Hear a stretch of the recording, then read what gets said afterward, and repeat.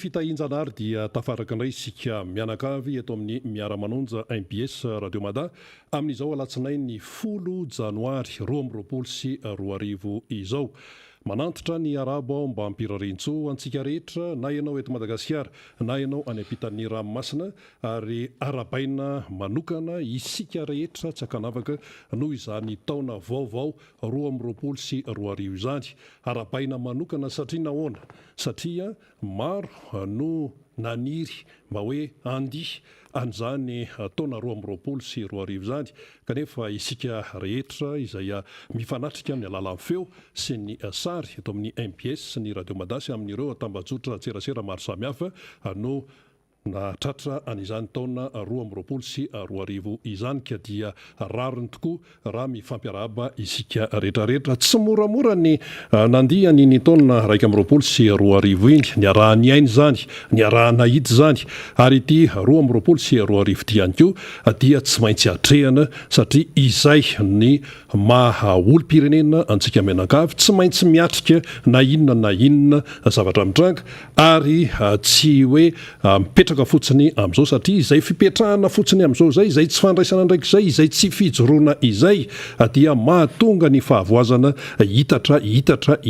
hatrany ka dia ny taona 2024 zany dia taona ny fijoroana, taona ny fandraisana andraikitra, taona ny atao hoe fiatrehana tsy ampahambahambana ny raharaham-pirenena sy ny fiainantsika mianakavy eto amin'ity Madagasikara ity. Izay no hoe la tombolasy sy tombovavy fa dia maniry zany ny amin'ny hoe irotsahany fahasoavana amin'ny isa-tokantrano sy ho amintsika tsirairay mihitsy izany, na ho antsika eto Madagasikara na ho antsika rehetra any ampitan'ny ranomasina any. Arabaina ihany koa ny namana rehetra izay mpisehatra eto amin'ny miara-manonja, anisan'izany ny namako efa eto akaiketo Fanira Zafy Manantany izay nahatratra ny taona 2024 ihany koa izy ary mpitondra famakafakana eto amin'ity fandarany ity. Eo ihany koa ireo namana marobe mpisehatra eto.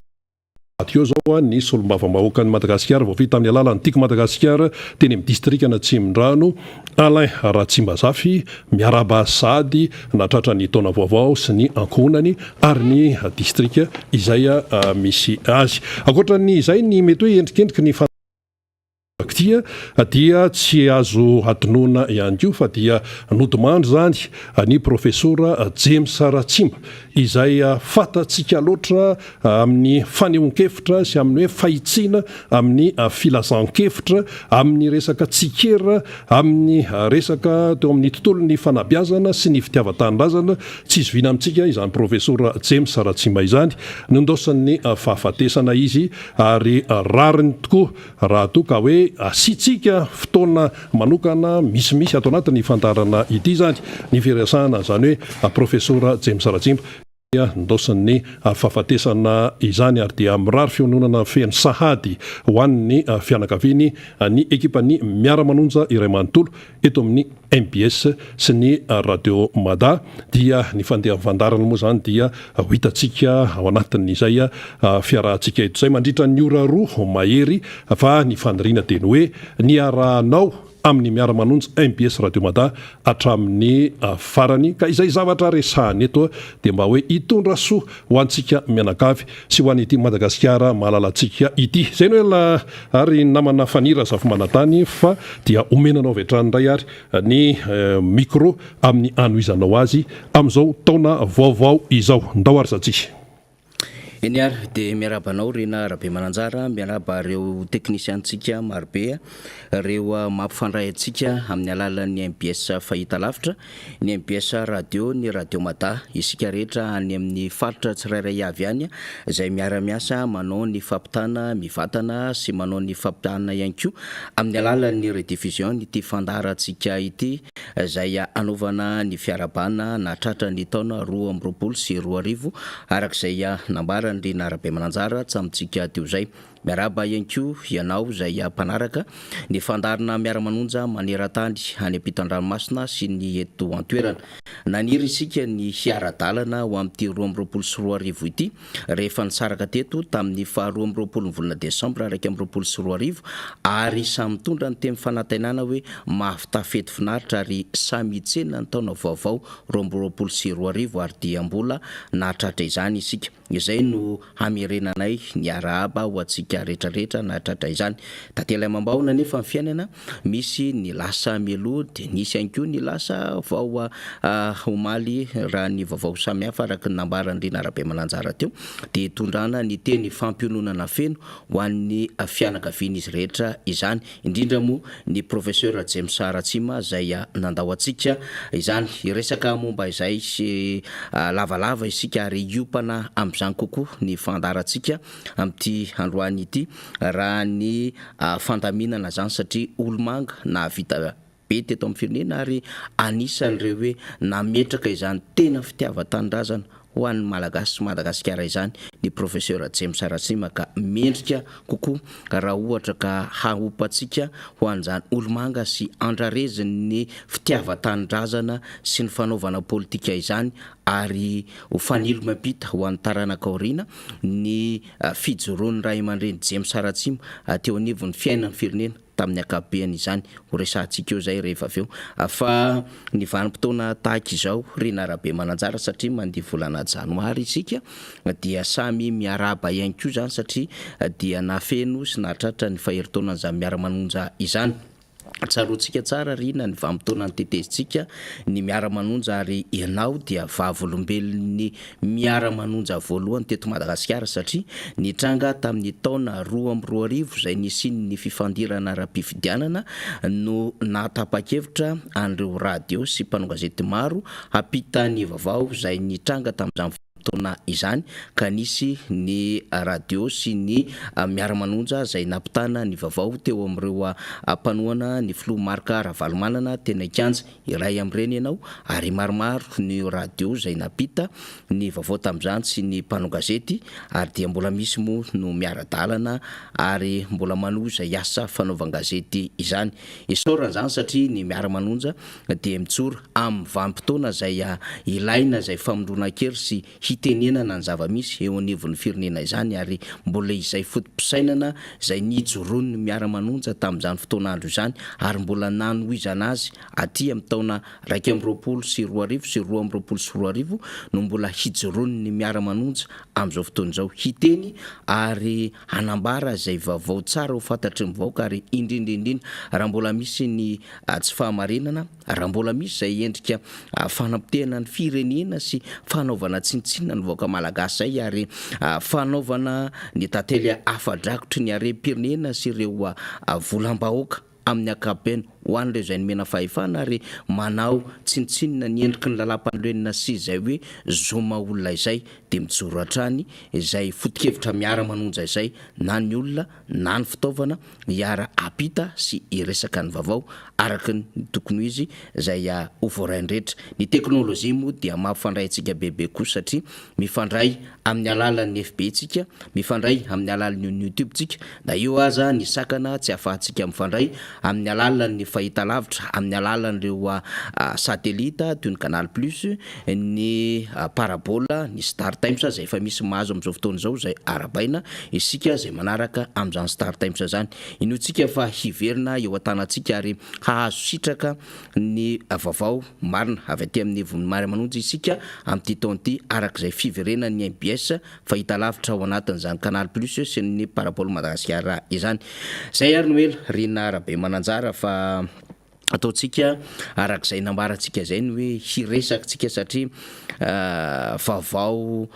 mampalahelo, mahasako-diavatra ary mampangoritsana no azontsika zany hatramin'ny omaly hariva moa tsika no efa nahazo ny vaovao Rina. Zao moa tsika vao tafaradalana amin'ny mpijery sy ny mpiaino antsika dia hitondrantsika n'izay vaovao zay nalavo ny andrarezina ary vahoatra tokoa ny lela miresaka eto amin'izao fotoana izao ary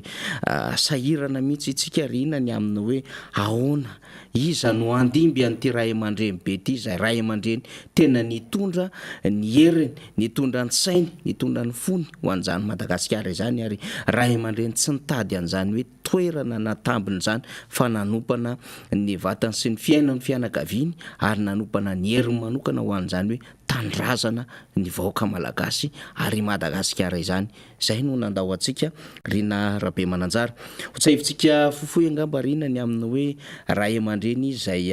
mananjanaka amin'ny rahalahy i James Ratsima, ary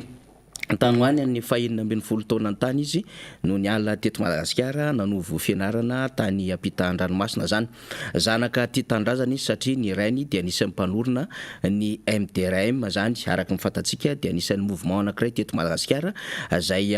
nity ary nametraka izany fitiava-tandrazana izany ary niady ho amin'izany fanjanahantany izany. Nianatra tany Frantsa nandritry ny taona maritra izy ary rehefa navita ny fianarana izy dia anisan'ny mpampianatra tamin'ny amina université tany ampita-dranomasina tany nitety izao tontolo izao, ary anisan'ireo ihany koa izay nanoka tena ny hiveriny eto Madagasikara tamin'ny taona 2021 rehefa anisy ny fifidianana filoham-pirenena ary dia mifandrimbona ny fanometanana tamin'ny candidat pasteur Daniel Rajakoba atao anatin'ny antoko fihavanantsika satria secrétaire général zany antoko fihavanantsika izany James Ratsima. Taorinan'izay dia nanana ny antokony manokana izy dia ny Front Patriotique Malagasy ary nanangana ny fikambanana asandratro ny fireneko teo ihany koa ny Monde Justice sy ny fikambanana nosy Malagasy satria dia fantatsika fa dia ny tady sy ny karika ny iverenany zany Ilzepax izany izy, ary niarady tamin'ny professeur zay anisany ihany koa zay niady zany nosy Malagasy zany dia ny filohan'ny otrikafo dia Rajonandry Andraka zay fa lasa melo lalanazy niaraka tamin'ireo aty tandrazana marobe, ary mbola misy ihany koa ny mbola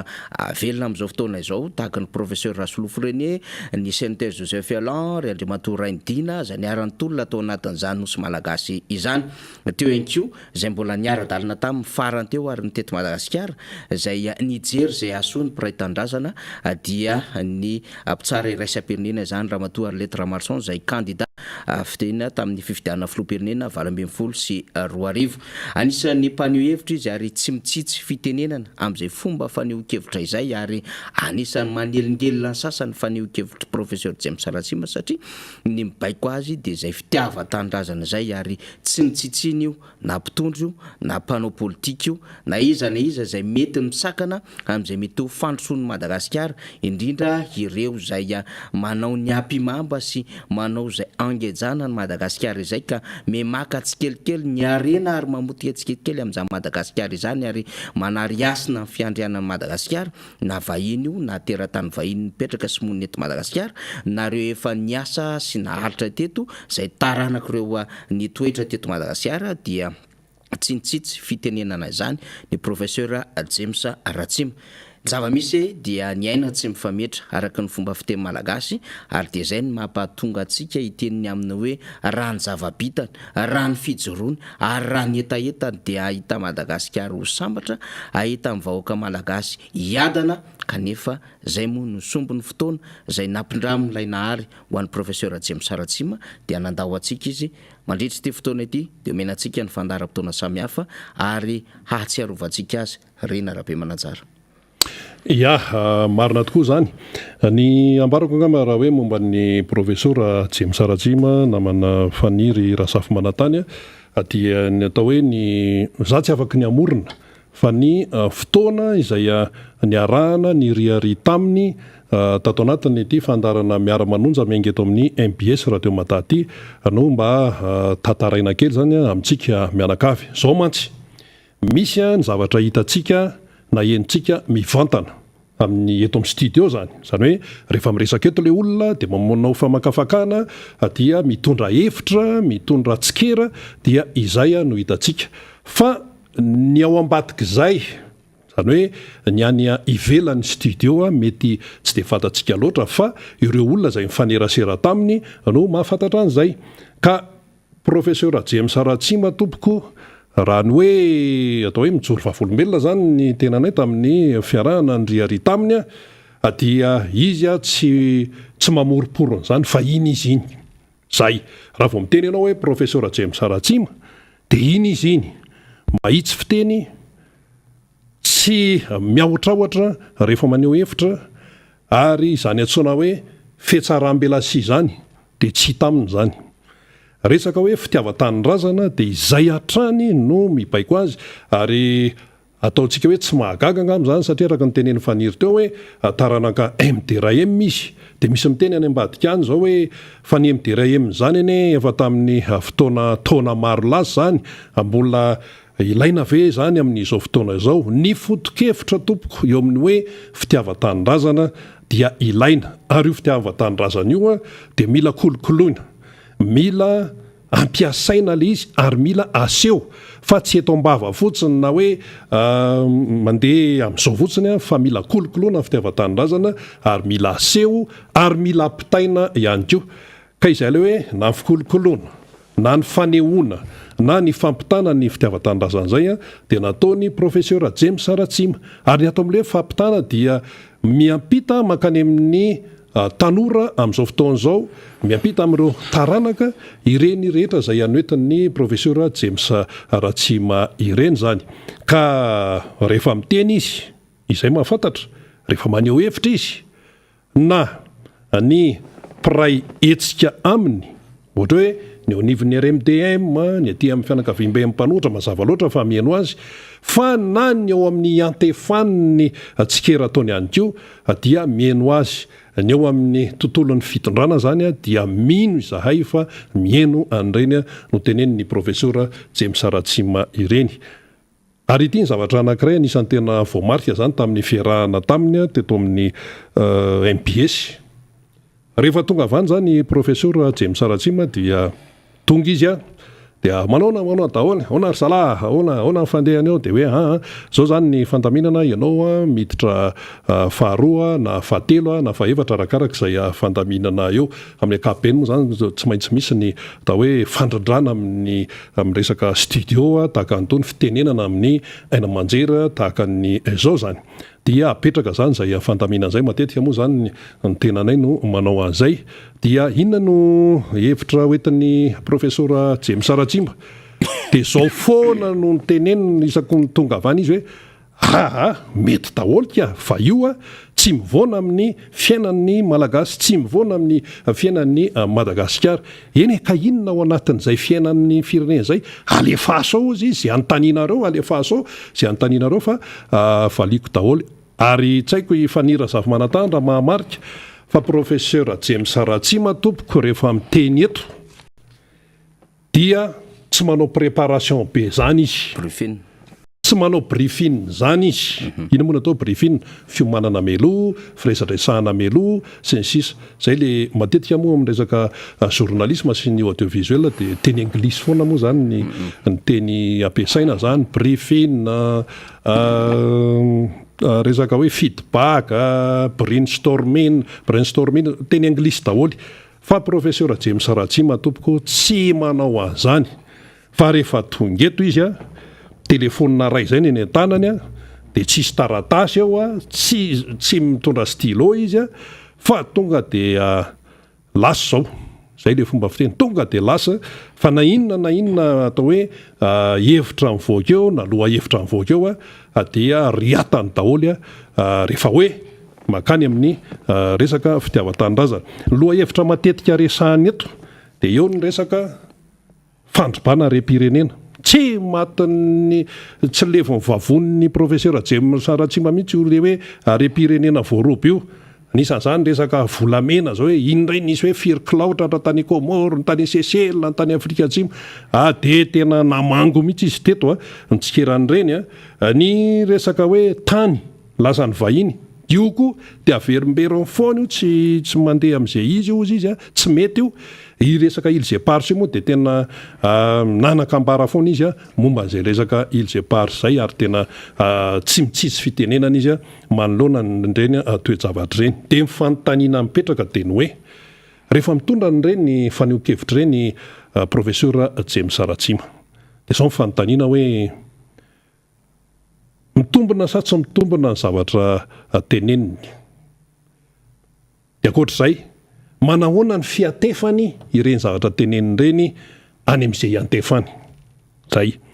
Dia misy vokany ve na hoe inona le feedback avy any amin'le niaino na avy any amin'le nandray ny zavatra teneniny. Zay mantsy ny tena zava-dehibe amin'ny toe-javatra tahaka anytony. Fa zay aloha mahita, zay mahita fa tena misy fiatraikany ny zavatra teneniny na tsisy fiatraikany eo ny eo azy dia misy fiatraikany mety hoe afaka fotoana vitsivitsy satria ny olona koa mantsy samy manana fandraisany azy rehefa misy zavatra tenenina amin'ny anao manjery tahaka anytony. Eo ny sasany tonga dia mandray, eo ny sasany mbola afaka herinandro afaka tapavolana zay vao miverina ny sainy dia hoe ahoana moa le tamin'izao. Fa raha ny zavatra ny tenenin'ny profesora James Ratsima momba ny hoe harem-pirenena voaroba, momba ny hoe tany lasany vahiny, momba ny hoe îles éparses, resaka hoe fitiavan-tany razana izay be dia be amin'izao fotoan'izao no tsy dia mahatsapa an'izany intsony araka ny fanazavany teto ny arahana eno zany dia reny zany dia averimberiny foana. Ka izay zany mahita hoe ny resaka fitiavan-tany razana amin'ny ankapobeny dia tsy hoe raraka tany akory ny atao hoe faneho-kevitra sy ny fahitsiana no entin'ny profeseur James Ratsima fa tena maro no nandray an'ireny zavatra teneniny ireny zany ary izy dia mampianatra. Le hoe mampianatra mantsy oatra ny any am-pianarana hoe ry mpampianatra dia ety mpianatra dia miaino dia manoratra. Tsy izay ihany fa eo amin'ny fiainana zany dia mampianatra izy ary reny zavatra noentiny teto reny na ho anay teto amin'ny miara-manonja MBS Radio Mada izay menakavy ekipato dia nahazo lesona tompoko tamin'ny profesora James Ratsima satria raha vao mahita azy fotsiny ianao dia ohatrany lasa hoe mitombo azy zany ny atao hoe fitiavan-tany razana sy ny fari-pahalalana ao aminao zany. Ka dia reny moa zany dia raisina daholo fa marina fa izy no tsy otsony fa ny zavatra napetrany kosa dia mipetraka tsy ho voakosoka na oviana indrindra ho an'ny fiainan'ny malagasy ho an'ny fiainan'ny Madagasikara. Eny ary tamin'ny heritaona rena Rabe Mananjara dia nisy faneho-kevitra izay nataony profeseur James Ratsima niaraka tamin'ny Arlette Ramarson ihany koa izay niresahan'izy ireo ary tao anatin'izany ny profeseur Rakotombo Jean-Louis izay filoha nasionaly ny antoko teza tao amin'ny hôtel Colbert ary niresaka ny raharaha-pirenena izy ny fifidianana lasa teo. Iny dia anisan'ny resahan'ny profeseur James Ratsima matetika ny fifidianana izay notanterahana nandritra ny vanim-potoana vitivity teto amin'ny firenena ka nanaova ny ACC CNCNI izay hoe fitantanana tsy araka ny tokony izy mifanaraka amin'ny lalàna ny raha-pifidianana teto Madagasikara izay ary nitondran'izy ireo profo sy fanakianana maro ary nitondran'izy ireo hoe hitoro zahay an'ireo tompon'andraikitra tamin'izany fotoan'andro izany. Ny teny ihany koa izy mikasika ny harem-pirenena, mikasika ny Bank Rothschild izay mpanolotsaina ny fanjakana malagasy amin'izao fotoana izao ara ekonomika sy ara-bola. Ny teny ihany koa izy mikasika ireo karana izay mandroba ny harem-pirenena eto Madagasikara ary ny fahapotehan'ny fiainan'ny firenena amin'ny ankapobeny sy ny hoe inona ny tokony atao sy hijoroana taranaka teoriana. Nandritra io fotoana io dia nitomany ny profeseur James Ratsima tao anatin'izay valan-dresaka ho an'ny mpanao gazety izay. Ny teny tamin'ny fony sy tamin'ny saina izy ary nieritreritra ilay hoavin'ny Madagasikara raha pitso raha afaka pitso ho averintsika izay sombon'ny valan-dresaka ho an'ny mpanao gazety izay notanterahan'ny profeseur James Ratsima niaraka tamin'ny mpiara-mitolona sy mpiara-mikatroka azy izay dia ny profeseur Rakotombo Jean-Louis sy ramatoa Arlette Ramarson. Namazava fa ny teny Thierry Rakoto Arso no resahako aminareo aiza le lalam-pandrenana zavatra voalohany indrindra koavana indrindra ao anatin'ny lalam-pandrenana dia ny vahoaka ny maso mandidy. Aiza zao le vahoaka, aiza inareo mpanao gazety, aiza reny bureau fictif be dia be teto amin'ny firenena foronina andaniana andrajoelona, aiza reto gouverneur satroka napetraka icontrôler ny vahoaka eran'ny Madagasikara ohatrany tamin'ny fananjahan-tany. Aizy raha lalam-panondrenana nanendrenao fa tsy azo raisina mihitsy ny zavatra napetraka fa tsisy mitombo. 7000 pere no napetraka ay. Ao anatin'ireo 7000 pere ireo sénateur valo zahay, professeur enina, juriste 10 nametraka an'ireo. Naray aza tsisy mitombona. Enao rery zany mahay mamaky teny, mahay mambata lalàna. Milaza ianao fa tompony lalam-pandrenana, miaro ny lalam-pandrenana. Raha zany ny tena marina, zavatra fa nita amin'ny vahoaka. Tsy afamy miandry anao, atamin'ny mora no miandry anao. Ary raha lehilahy ianao fa tsy manao zipo, torio atao hoe diffamation dia any amin'ny tribunal tsy afaka hita. Tsy mety mamono vahoaka malagasy, alahelo zany. Ka izao miandry ianao telo mbo tsika ifampitady. Nareo mpanao gazety, nareo any anisan'ny vohitsakitsaka ao e, zanakareo any mipotika ekenareo re zany. Na io téléphérique an'iny, na io miantson'ny Rothschild io, so nareo diso hevitra, za tsy miteny raha tsy mana-porofo aho. Fa sao dia mahavolanao ihany, na fenifeny tao tany, naverinao fa maina entomboandronao. Tadiro zay, ahodikodinao ny banque Rothschild asianao miverina eto. Satria hoe tsy vitanao intsony ny zavatra prometiavanao tamin'ny vahoaka. Tandreny re tompoko, indrindra manatsofina.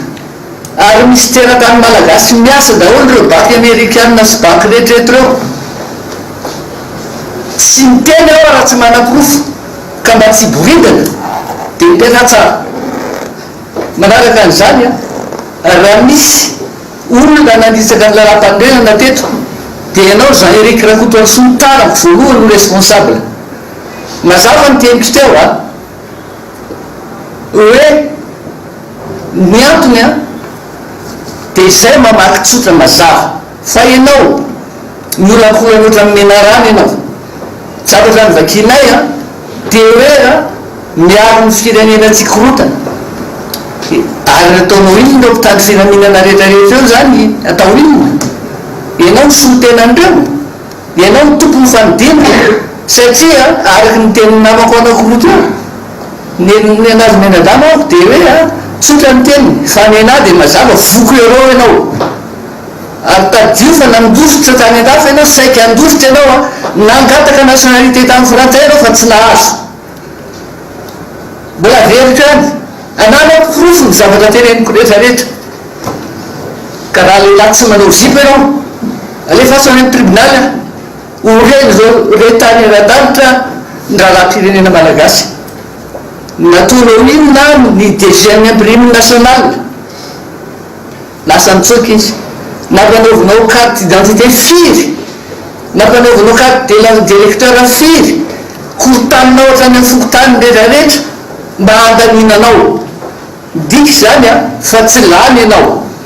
fa ny lanitra eo tompo dia forora valimana izy ny tonga faharoa. Izy zany araky ny lalàna ny tokony hitondra ny firenena fa tsy vangala-bato, mpanongram-panjakana sy manesoeso manitsakitsaka tampon-doha ny firenena malagasy. Mazava ny teniko tsy mety tsony zao, tsy azo ekena. Ilaina foanana tanteraka ny HCC, foanana tanteraka ny CENI, fa reo rafitry ny fitondrana taloha reo ny fototry ny loza miseho eto amin'ny firenena. Reo nefa norovanao. Sombon'ny faneho-kevitra zay conférence de presse navalan-dresaka ho an'ny mpanao gazety nataon'ny professeur James Ratsimy tamin'ny heritaona tany hoany amin'ny ataontsika volana novambra tany iny angamba Rena Rabemananjara ary isaorantsika ny namana mpanogazety moa zany zay nindramana izay sary izay tao anatin'ny fandefasana ny oronan-tsary fo iny zay le hoe tsy mitsitsy fitenenana ary tena miresaka amin'ny zava-misy eto amin'ny firenena. Vitsy ny mpanao politika, vitsy ny mpanara-maso ny raharaham-pirenena na ny hoe mpanara-maso ny fiarahamoniny firenena amin'ny ankapobeny no sa manao reny faniohakevitra reny ary marina tokoa ny tenindina teo satria rehefa hiatrika ny fandaharana ny professeur James Saratsima dia apetraka fotsiny amin'ny hoe malalaka ny zavatra rehetra horesahana fa sainga hitandrana mandrakariva ao anatin'izay hoe tena fametrahana an'izay asiny fomba faniohakevitra hapahabe maso izay zany. Ny lesona marobe azo sotomo ao anatin'ireny Rena Rabemananjara dia hoe zay fijoroana ho amin'ny fitiavan-tanindrazana izany. Ny andraikitra no raisiny professeur James Saratsima raha hoe andraikitra lehibe teo anivon'ny antoko dia izy izay secrétaire général ny antoko fihavanantsika ary namorona ny Front Patriotique Malagasy ny hoe asandratro ny firenena Monde Justice ny nosy Malagasy fa tsy nanana ary tsy nitazona andraiki-panjakana firy zany James Saratsima izany fa dia nandany ny fotoanany, nandany ny fitiavany ho an'izany firenena sy Malagasy zany ary zay angamba no nahatonga azy mivady zay anisan'ny roborobo kokoa tamin'ny fitaizana zazak'amboty indrindra zaza sembana satria akoatra ny fahafantarany be sy maro hoe mpampianatra i James Saratsima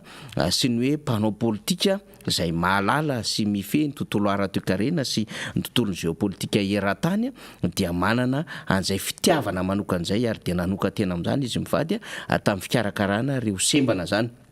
Fa anisany mpamboly ihany koa James Saratsima satria dia izy dia anisany manana fambolem-bary betsaka sy fambolena ovy ihany koa ao anatin'izany resaka tontolony zany fitiavana tany izany ka tsy hoe mity ho an'ny fitiavan-tanindrazana amin'ny teny ho an'ny zava-misy eto amin'ny firenena fa tena mandray andraikitra ny anivon'ny fiarahamonina misy azy professeur James Saratsima ary rehefa misy ny raharaha mafana eto amin'ny firenena rehefa misy ny fotoana izay hilana hevitra mafonja eto amin'ny firenena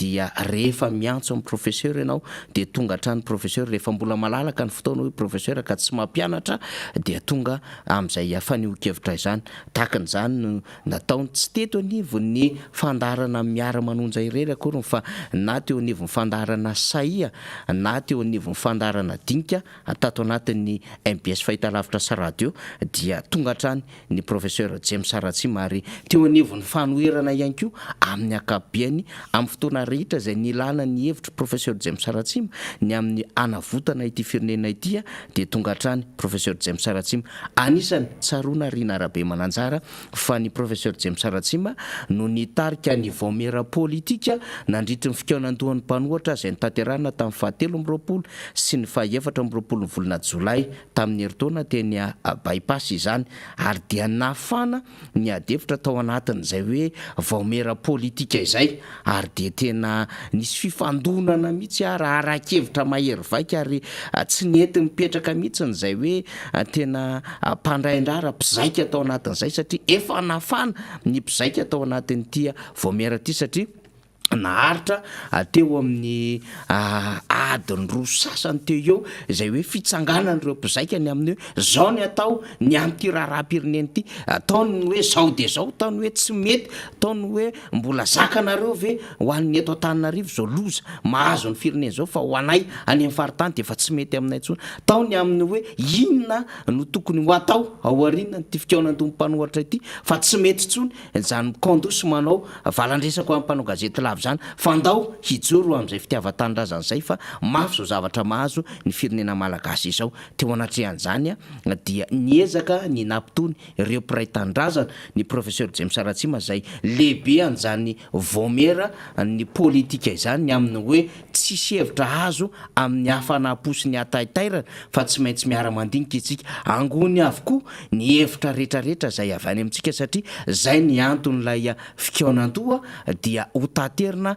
rehefa tonga ny asa mbomery rehefa aveo ary hoentina ao anatin'izay hoe restitution ny fionamben'ny mpanohatra zay de nahazona amin'ilay teboka 910 atao anatin'izany asa ny fikaonandomy mpanohatra ny telo lehibe ny songadina atao anatin'izay de hoe mila ny fametram-pialany andro rajoelona zay filoam-pirenena am'izao fotoana zao ilaina ihany ko ny andravana ny ACC ary ny ametrahana ny rompitsara zay ao anatin'izany ACC zany ary hanovana ny lalam-pandrenana ka izorana any amin'ny repoblika fahadimy sombona tao anatin'ny voamera politika nafana izany resantsika rehetrarehetra izany zay ny hoe tsitsika ilazana ry narabe mananjara fa na inona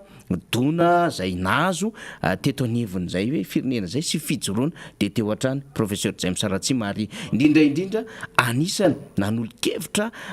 isanandro ny teo anivon'ny rodibe ny Madagasikara ho an'ny demokrasia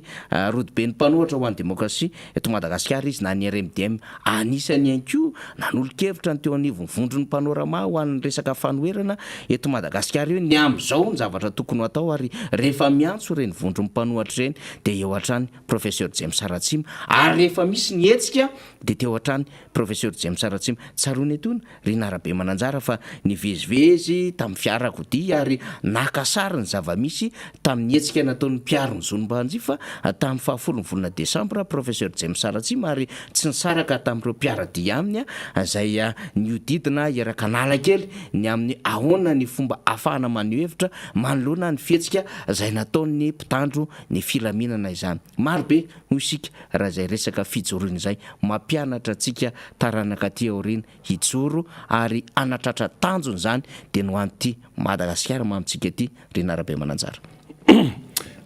marina tokoa zany faniry raha zafy manatany satria raha momba amin'ny professeur James Ratsima no resahany eto de tena be dehibe ny afaka tenenina fa ny tena zava-dehibe fotsiny de ny hoe ny zavatra rehetra izay anoetiny dia engany tsy ho raraka tany fa mba ho voarainy ny taranaka teoriana indrindra satria zany Madagasikara zany eny mbola misy ny taranaka lasa ny ray aman-dreny dia tonga ny zanaka de tonga ny zafikely de tonga ny zafy isan-karazany rehetrarehetra any dia mitoy ny fiainana ka ny zavatra tena tsy tatin'ny professeur James Ratsima de ny eritreritra hoe izany taranaka malagasy zany dia amantana tany foana le tany foana tsy hoe ny ety ambonin'ny tany any fa foana ny ao anatiny tsisy arena-kibon'ny tany tsony foana ny any anaty ranomasina tsy misy arenan-dranomasina tsony ny tany izay atsona hoe Madagasikara sy ny nosy izay miaraka aminy anisan'izany ny Îles Éparses dia tsy hoan'ny malagasy fa vahiny no tompo zany no tena hoe tsy tatin'ny professeur James Ratsima zany ary rehefa tena dinianao zany rehefa fakafakainao ny mahatonga ny professeur James Ratsima anitsinitsy sy tena hoe tsy mitsitsy fitenenana dia tena hita hoe hoan'ilay hoavin'ny taranaka faramandibiny tenanay moa dia anisan'ny nanontany azy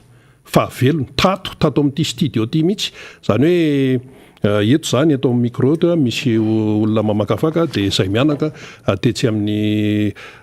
ilany tetsy resaka eo zay de anisan'ny nanontaniana tamin'ny professeur James Ratsima hoe hono professeur nanontany azy zany ny tenanay de hono professeur inona ny tena mahatonga anao tena hoe manitsinitsy sy mitrifotrifa an'ity zany eo amin'ilay fomba fitenenana tena nahitsy mihitsy zay afantany zay de ohatra mitingilana kely zay moa izy de tonga de mivaliny mahitsy mihitsy hoe tsy maintsy zany ozy no fanehoana hevitra raha amin'ny hoe situation Madagasikara amin'izao fotoana zao fa tsy mety tsony le mipasipasoka ary ny atao hoe misy toetra anankiray za tsy miteny hoe iza na iza fa bangoko zany eo anatin'ilay hoe malagasy de hoe resaka hoe fetsarambelatsy ity betsaka no mahay metsara velatsy fa raha resaka raharam-pirenena dia tsy tokony misy hoe ilana an'izany fa tena hoe inona ny maharary inona ny tsy mety de inona ny fanafody tonga de hitsina ohatran'izay zany ny fandehan'ny fiatrehana ny raharam-pirenena raha ny fomba fitenin'ny professeur James Ratsima. Ka rehefa nanontaniana izy hoe maninona ianao no mitrifatrifana, maninona ianao masika fiteny saotran'izany, mety hoe misy olona blessé any ozy izy, za zany nanontany hoe mety misy olona blessé any anana any amin'ny hoe fomba fiteninao ohatra ny masika loatra sy mahitsitsy loatra, dia ozy izy hoe tsy rarahako ozy zay blessé any raha ohatra ka blessé izy satria tsy mety ny ataony amin'ny firenena malagasy. Fa raha ohatra kosa le olona ka hoe tonga saina mahatsiaro teny izy zany hoe tsy mety ny ataony ka hoe miova, ary zay moa namana fanira zafy manantany fiteniny eto foana le hoe mifona malagasy, mandolia malagasy fa nanao zavatra tsy mety ianao dia ny malagasy tsy adala akory. Raha ohatra ianao zany nanao tsy nety teto amin'ny firenena dia mifona, zay matetika teneniny professeur James Ratsima foana zany. Ka matoa ho izy mitrifatrifana, mahitsy fitenenana dia no ny tsy fahazakako ny fampitehan'ny firenena amin'izao hita maso zao aloha, ary eo ihany koa ny fieritreretana andreo taranaka faramandimby sy ny zanaka malagasy izay mety hamatana tany foana any rinany ary mety tsy tompony intsony raha izao no mitohy. Misy fiteniny matetetika ihany koa somary apatsevoko kely ny hoe ny vahoaka ny masomandidy, io averimberiny foana io, dia eo ihany koa ny hoe iza tsy miteny raha tsy misy profo. Izy moa zany dia amin'ny maha-professeur azy, amin'ny hoe olon'ny fiarahamonina azy, amin'ny olon'ny firenena azy, dia manana fifandraisana be dia be izy. Dia za raha indray mpandefa nanontany mihitsy hoe aiza daholo ry professeur, za miprofo teneninao zany fa hatrany ivelany eto toerany anananao profo daholo araka ny teninao, araka ny resaka izany. Dia izao no teny hoe zay fotsiny misy miprofo ozy izy ary rehefa tsy te hibridana dia ndana mifona amin'ny malagasy. Io zany fiteniny matetika io dia eo koa ny hoe tsy eken'ny saiko mihitsy izy ny hoe olombitsy no mitavana ny haren'ny malagasy sy ny haren'ny Madagasikara. Ireo olombitsy ireo zany dia teneny tsara hoe misy ny teratany malagasy dia misy ny teratany vahiny vitsy mikitrana irery, fa matoa zany reny harem-pireneny reny tafavoaka any ivelany any dia misy fiarahana atao hoe réseau zany ao anatin'izay rehetrarehetra fa tsy olona ray na roa no mahavita ny atao hoe afera be ohatran'ny izay zany. Ka zay moa zany fanamafisana fotsiny fanira zava-manantany satria rehefa avy eo dia mbola misy fanazavana noentin'ny professeur James Ratsima lavalava ihany izy atao miara-manonja mihitsy amin'izay fandarana miara-manonja mihitsy izay ho averintsika eto zany mba ataontsika hoe ho saintsaina, ali tsy vitany hoe ho saintsaina fa dia raisina izay mahasoa satria atsika menakavy Madagasikara. Eny ary ny tena moa rehefa naray ny vaovao ratsy omaly alina rina Rabemananjara satria tokony tamin'ny 10 teo eo no naray ny vaovao dia niverina mihitsy nijeriny WhatsApp zany satria isan'andro saika isan'andro tsy tapaka mandefa vaovao ny tenako anatin'ny WhatsApp professeur James Ratsima dia mbola nahita hoe ny fahavalon'ny volana janoary tamin'ny 2:10 minitra mbola nandefa vaovao taty amiko izy mikasika indrindra ny signature pétition ny téléphérique izay ataon'ireo mainty milaly ny mpianatry Masinda Michel zany. Dia mbola nandefa an'izay izy taty amiko taty zany amin'izay hoe tokony isy amin'izay fanaovatsiny anty téléphérique ity zany. Dia miverina mihitsy aloha tonga saina satria izy voainga amin'ny professeur nandefa an'izay WhatsApp zay ary mifamaly eo moa izay mianako anatin'ilay hoe rehefa misy mifandefa vaovao dia fampiresaka ao anatin'izay WhatsApp zay dia anaovana kely fahatsiarovana zay satria tena ankina tanteraka mihitsy ny omaly ny vaovao zany ary Rabemananjara dia raha tsisy ny fivana dia eo amin'ny 1:12 eo oreo eo ny miala anio zany androany no miala eny amin'ny CTC somandrakizay zany ny razan'ny professeur James Ratsima dia hoentina apetraka zany any Dilamato. Mbola horesahantsika eo moa ilay toerana izay ametrahana satria mbola maka ny loharam-baovao samihafa isika fa miezaka mizara aloha fa efa natsidikirina teo satria ty fandarany ty moa zany dia natao atsiarovantsika ny professeur James Ratsima zany sy ireo ezaka lehibe nentina ho an'izay fitiavan-tanindrazana sy fiarovana ny tanindrazana izay sy ny piray tanindrazana mifamatotra ireo tenireo fitiava-tanindrazana ary anisan'lay hoe tena mametraka ny mahazava-dehibe ny hoe vahoaka sy ny firenena dia le firenena mbola tsy ampy ilay tany be fa mbola lisan'le nosy manodidina izay tolona tsy mitratra nataon'ny professeur James Saratsima dia ny fandarina ny vahiny any amin'ny farany dia tamin'ny 9 volana desambra 2024 tamin'izay zany izy noho ny vahiny teto amintsika Rina Rabemananjara ary nitondra ny heviny mahakasika ny fiainan'ny firenena dia ho alefantsika eo amin'ny atsasakadiny eo izay famtinina ny fandarina ny arana tamin'ny professeur James Saratsima izay aorianan'izay dia hiaraka amintsika ny solombavambaoaka Madagasikara Alain Ratsimbazafa sy Géry Randriambolaina raha efa vonao zareo izay hiaraka ihany koa hitondra an'izay fahatsiarovana mahafinaritra be sy ny ezaka nentin'ny ray aman-dreny professeur James Saratsima izay. Ho avy eo ny professeur James Saratsima izay ataontsika hoe ray volana lasa zay mahery niara-dalana tamintsika teto amin'ny fandarana miara-manonja MBS dia niangatahantsika mihitsy izy professeur avy alohanao mba mitenena mihitsy ny aloha fa tena enja n'ity raharaha ty dia anentana zavatra vitsivitsy tsika ny amin'ny hoe io natao andetezana leseny efa maro be namaran'ny professeur James Saratsima sy ny ray aman-dreny ary letra marson mikasika ny seni teo aloha sy ny ACC teo aloha sy ty ACC vaovao ty koa sy ty seni vaovao ty dia io moa zany lay olona nitenden'ny filoham-pirenena atao anatin'ilay hoe anjarany no lasa filohan'ny seni dia saikizy menakavy ihany ny mandokondoko ao satria ao moa zany ny hoe akaika ny fandray tanina anisan'ny ny asa tao anatin'ny orinasany ao ihany koa reo tena azo lazaina zany fa natolotro ireo izay efa maro anisa andatsaham-bato tenoviny anteniny eran-dolona dia sosa malalaka zany composition na seni vaovao zany ao anatin'ireo sivy mandravitra le bureau permanent seni zany fa io ihany koa ty raharaha izay iarahantsika mahita fiakary amin'ny vidim-piainan'ity ny resaka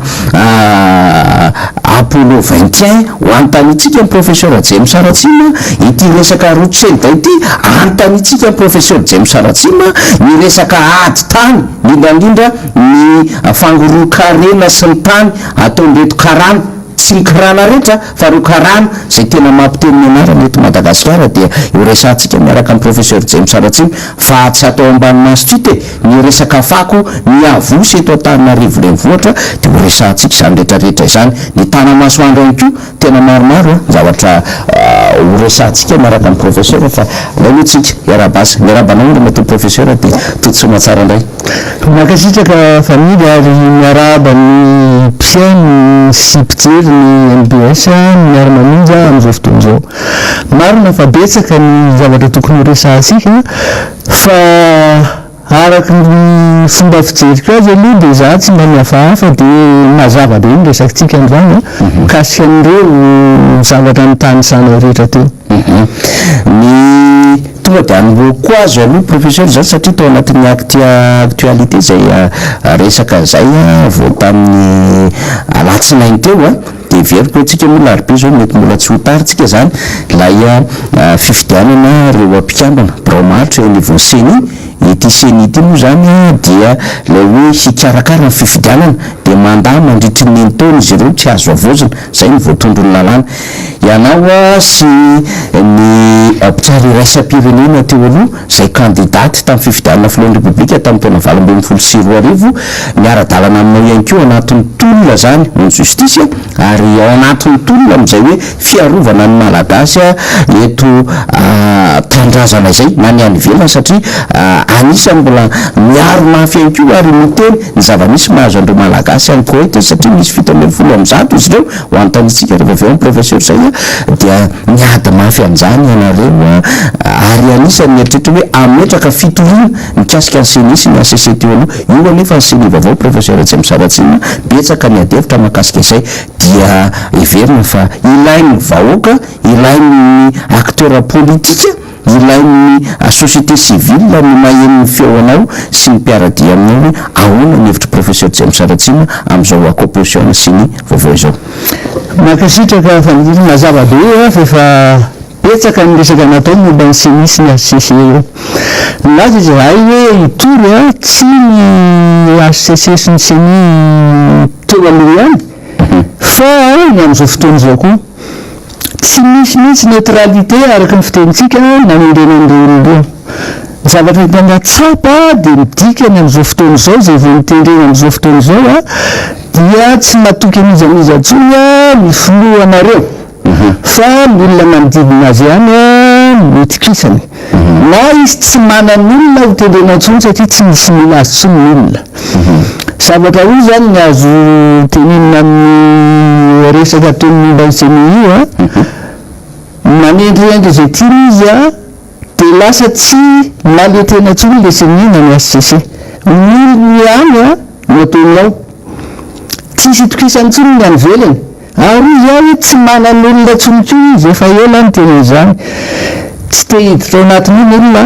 natambatambazana volabe ara hitanao fa taon'ny fitsarany zao a misy mahazo 4 tapitapoka eo inona nytenyvanim-potoalombelo a no tsy mety fa malinona tsy natao tany ambadimbadika tany rehefa itsara velatsy ihany ary zany fitsarana ny olana amin'io dia mazava tsy maletena tsoniko ny fitsarany zany dikany fa azonao vidiana amin'ny 4 raha mpitsara dia izany tsy alalan'izany tena ohatran'ny hoe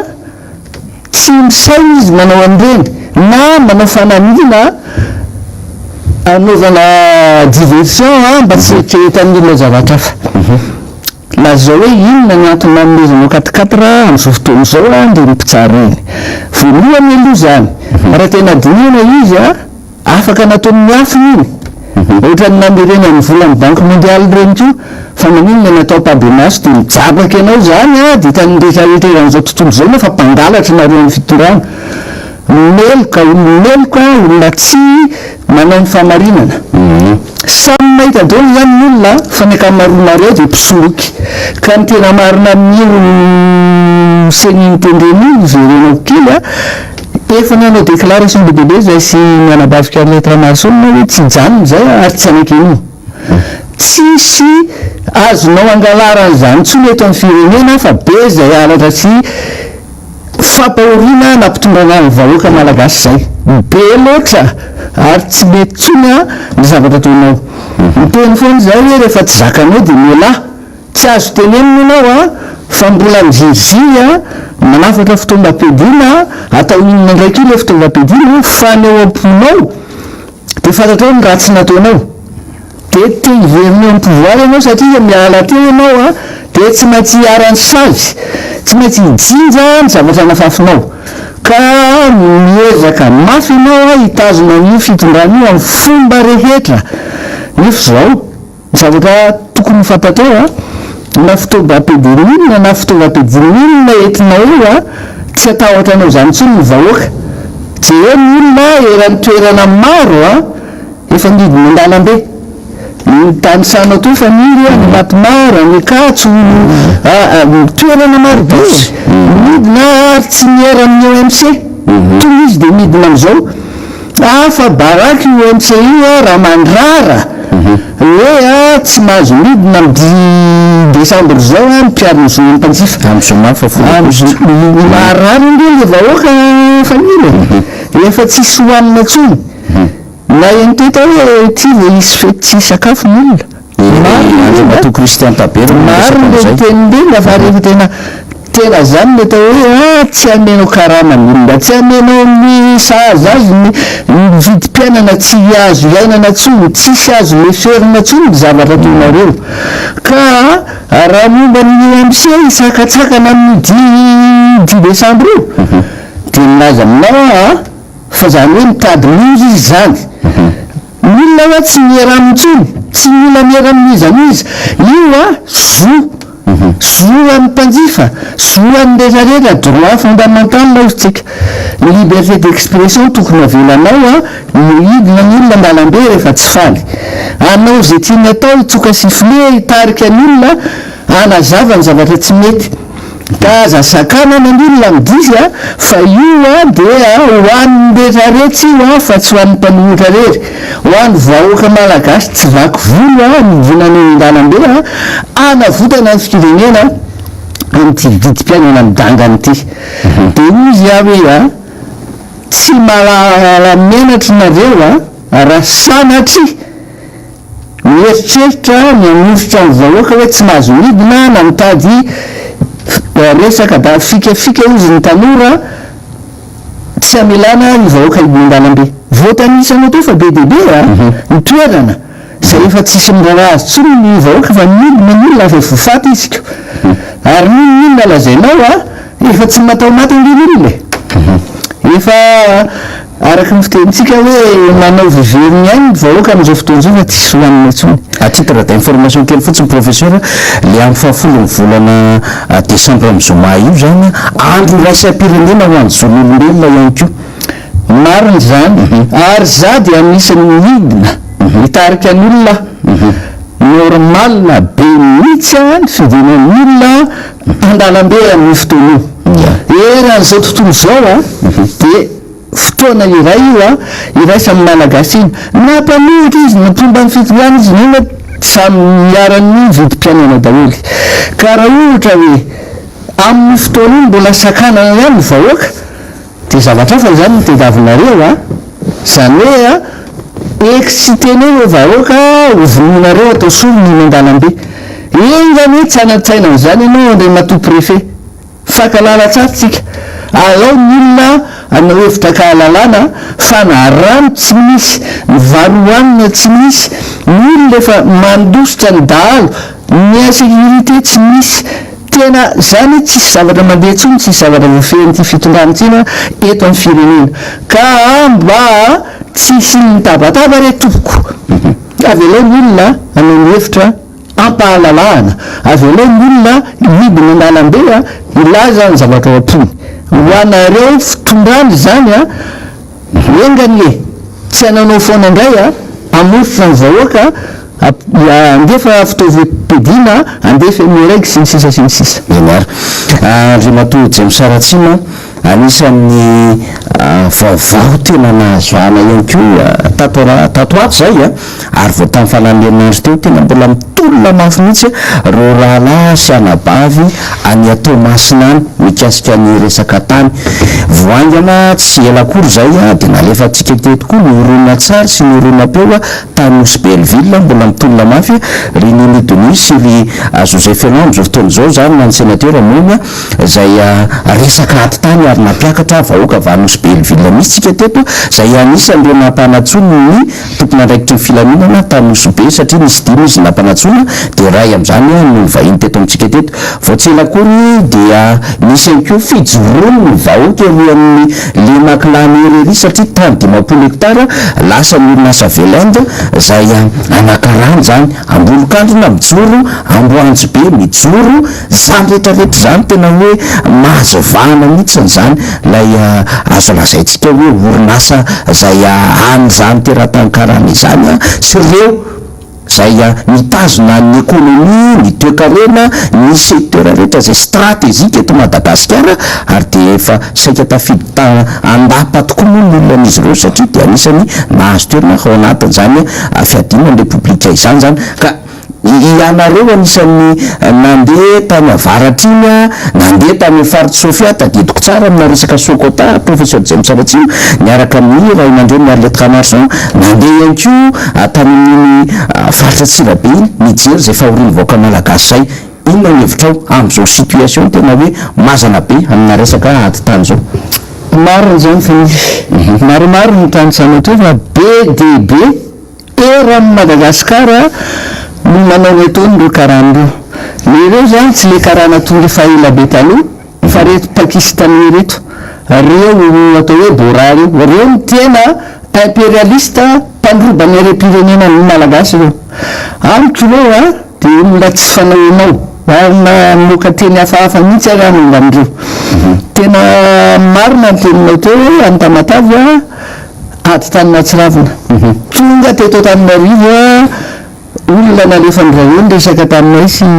manabavika lettre marsona didinika taminay diidina any zahay ary ametraka fitoroana ndray zahay momba nireo tany any Tomasindreo zay bodolony filatexa aloha tonga de lazaitsika marina izy amin'ny bolo anisy le tany any Tomasiny zany tany efa ela mijainy malagasy ary toraka zany Moramanga efa tany Moramanga koa zao ary mandroso tany chef district rehefa mahita anay tsy sa manatrika anay toraka zany le any Tomas Nilidimany zahay ary zahay de tena miaro anivoaka malagasy eran'ny Madagasikara bebebe ny toerana tsy voatanisanao ao anatin'le Sokotavo teninao association karana le bivondre mangalatra tamin'olona kitsirano zao matoy izy tafiditra ao an-dapa famiry de piray tsy kombakombaniny any amin'ny fitorana piray tsy kombakombaniny zany rajoelina alao zava miresaka tsy afaka manindro andreo izy raha tsy mahazo tsy afaka manao izy raha tsy mahazo ny avaliny ny fitondrana matoy izy misetrasetraran'io de manaiky complice zany le fitondrana le tany Tomasina tena nandady pitsarana misy na de nanity misy tonga misy de mbola lavon'le ihany inona ny mahatonga azy manao an'izany zany le tsorika aminao afa ndresaka tamin'ny profileny Tomasina zay fantatro tsara fa hoana tsy fandeha am'ty bata de izy hoe tena manahirana izy fary zareo amindapa no manao an'iny zao zany le izy tsy hita matavo ihany fa lalana makany izy zay feo alatra tany eto amin'ny karana manomboka Moramanga tsy mbola alohany zay ary dia misy tany bodon'ny karana tao Moramanga efa renao angamba le ataon'ny zalahy io rehefa nanazava hoe rehefa tany napetraky ny colon de efa miverina amin'ny malagasy zany zay ny lalàna dia rehefa misy contrat de tripartite ny contrat zany hoe ny vahoaka manajary ny tany teo malagasy tompony sy ny fanjakana ary zay te mpandrarah te hiaseo zany hoe anankitelo zany vo afaka manapaka am'le izy fa ty bay 99 ty le fivarotana tany-drazana karemandeha tsy raro ary efa manao zay azo atao zay anafananao koa ary matokisy anao fa votanisana atao ny lalana naleanay oza hoe eran'ny Madagasikara ny izy ary tsy araka mihitsy ny fitaraina n'olona tena lazaiko ianao fa mampalahelo le vahoaka voatery miala ny taniny torisy milona amin'ny bulldozer atongavany miraiga sy ny basy zany ny ataon'ny fitondrana io ary possible am'zany ny coupable voalohany indrindra de fitondrana Jolay io mafia zany reo fitondran'ireo miaraka amin'ny mafia tany malagasy ny angalariny efa miteny foana fa olo loatra an'ireny tsy azo ametraka fitokisana mihitsy zareo hoe satana ny tompondre tsy malala n'izany Andriamanitra zany reo dogma luciferiany dogmandreo zany hoe fangalara-tany no ataon'ireo ary rehefa tsy manaiky azy de vonoiny araky ny teniny hoe zay ohatra tsy dakoro antsika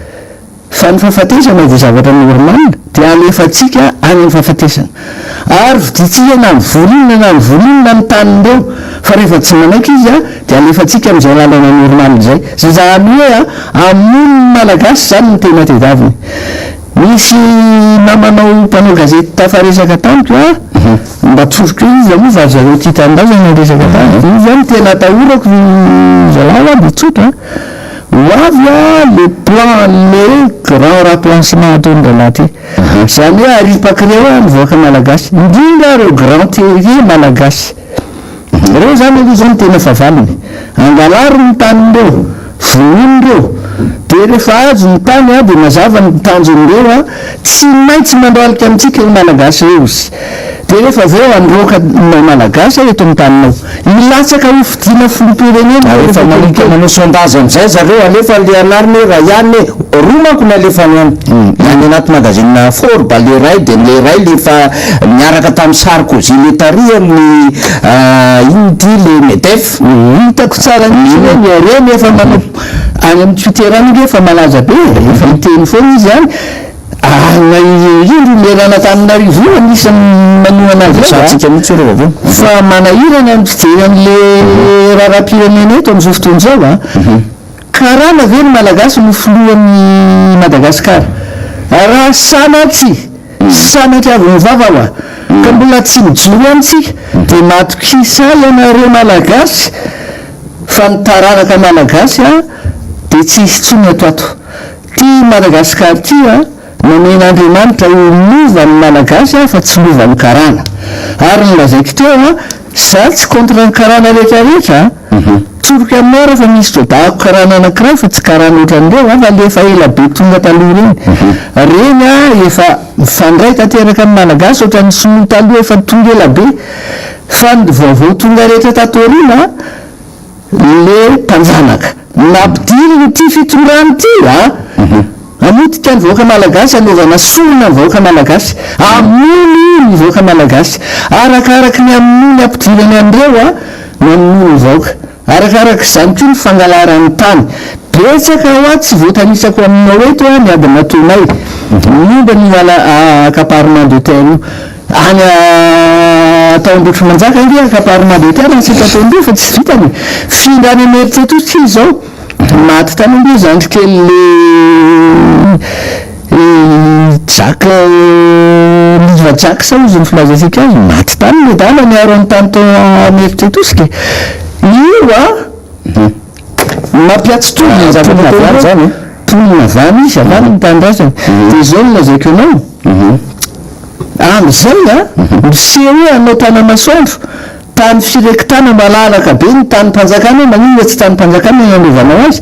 fa tanyn'olona nybodonao zany hoe fikaray fotsiny a azahoana miteny hoe manao zay a ampalaza azy dia mody mitondra an'izay dia apetraka eo fa aiza le vola izy efa fahity gouvernement efa régestion totale lefa fahity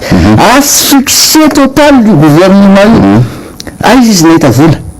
am'ireo tsiliga aiza izy nitady vola tsy manam-bola fa metraka fotsiny any anzany eo izy a dia ilaza fa efa manomboka ny tana masoandro aza mamitapitaka olona ohatran'izany a fa rehefa maivandona reo kely saina ohatran'io aza mivahoaka ny verinaareo a imbécile loatranareo fa mipetra tsara tsy haitaona an'iza dia eny amin'ny tany malalaka atao apetraka amin'za dia eny amin'ny tany mpanjakana fa tsy ny tany amin'ny karan'ny olona indray a nofitehanareo vary efa manafatra nareo varinalika io zany afaranareo mbola manao ihany nareo tsy mitsahatra tsy azo anarina inona ihany ny tena tedavinareo amin'ny vahoaka malagasy inona ny zavatra tianareo hoaniny paty efa mihina-paty amin'ny vahoaka malagasy paty afaranareo sy anaovanareo bizina vary areo afaranareo fa anaovanareo bizina maninona ny tsy amena fitaovana fotsiny izy amin'ny karany ary ny tamboary zay amin'ny karany indray moa fa alainareo botonareo inona zany ny tena tanjonareo oka zava ozy ny fitenenana fa tsy adaly zay akory ny any mamitikitika manoloana zany zavatra resahan'ny professeur rehetra zany dia hoe inona no mety ho intérêt amin'ny fitondram-panjakana miara-dalana am'reto a zay lazaina zany fa tena hoe anatina réseau mafia reto zany a satria misy ny teny hoe reo no namatsy vola ny coup d'état 2009 reo no nampiakatra 2018 fa manana intérêt koa reo zay manao an'izao accaparement natera eto madagasikara zao fa inona mahatonga fanjakana tafajabaka ao anatin'izao raharaha zao professeur James mazava be rehefa dinina akaiky le izy a fotopitorana tsara le izy a le marina teninao Sarkozy ane filazako io masy dia mpamin'olona Kadhafi nanomany filoha maromaro taty Afrika ary tsy tsapan'le filohanareo kory ao anatin'ny Leo de Mire le ry atoato izy manorona Apollo sy ny resantsika fa manahirana zavatra tony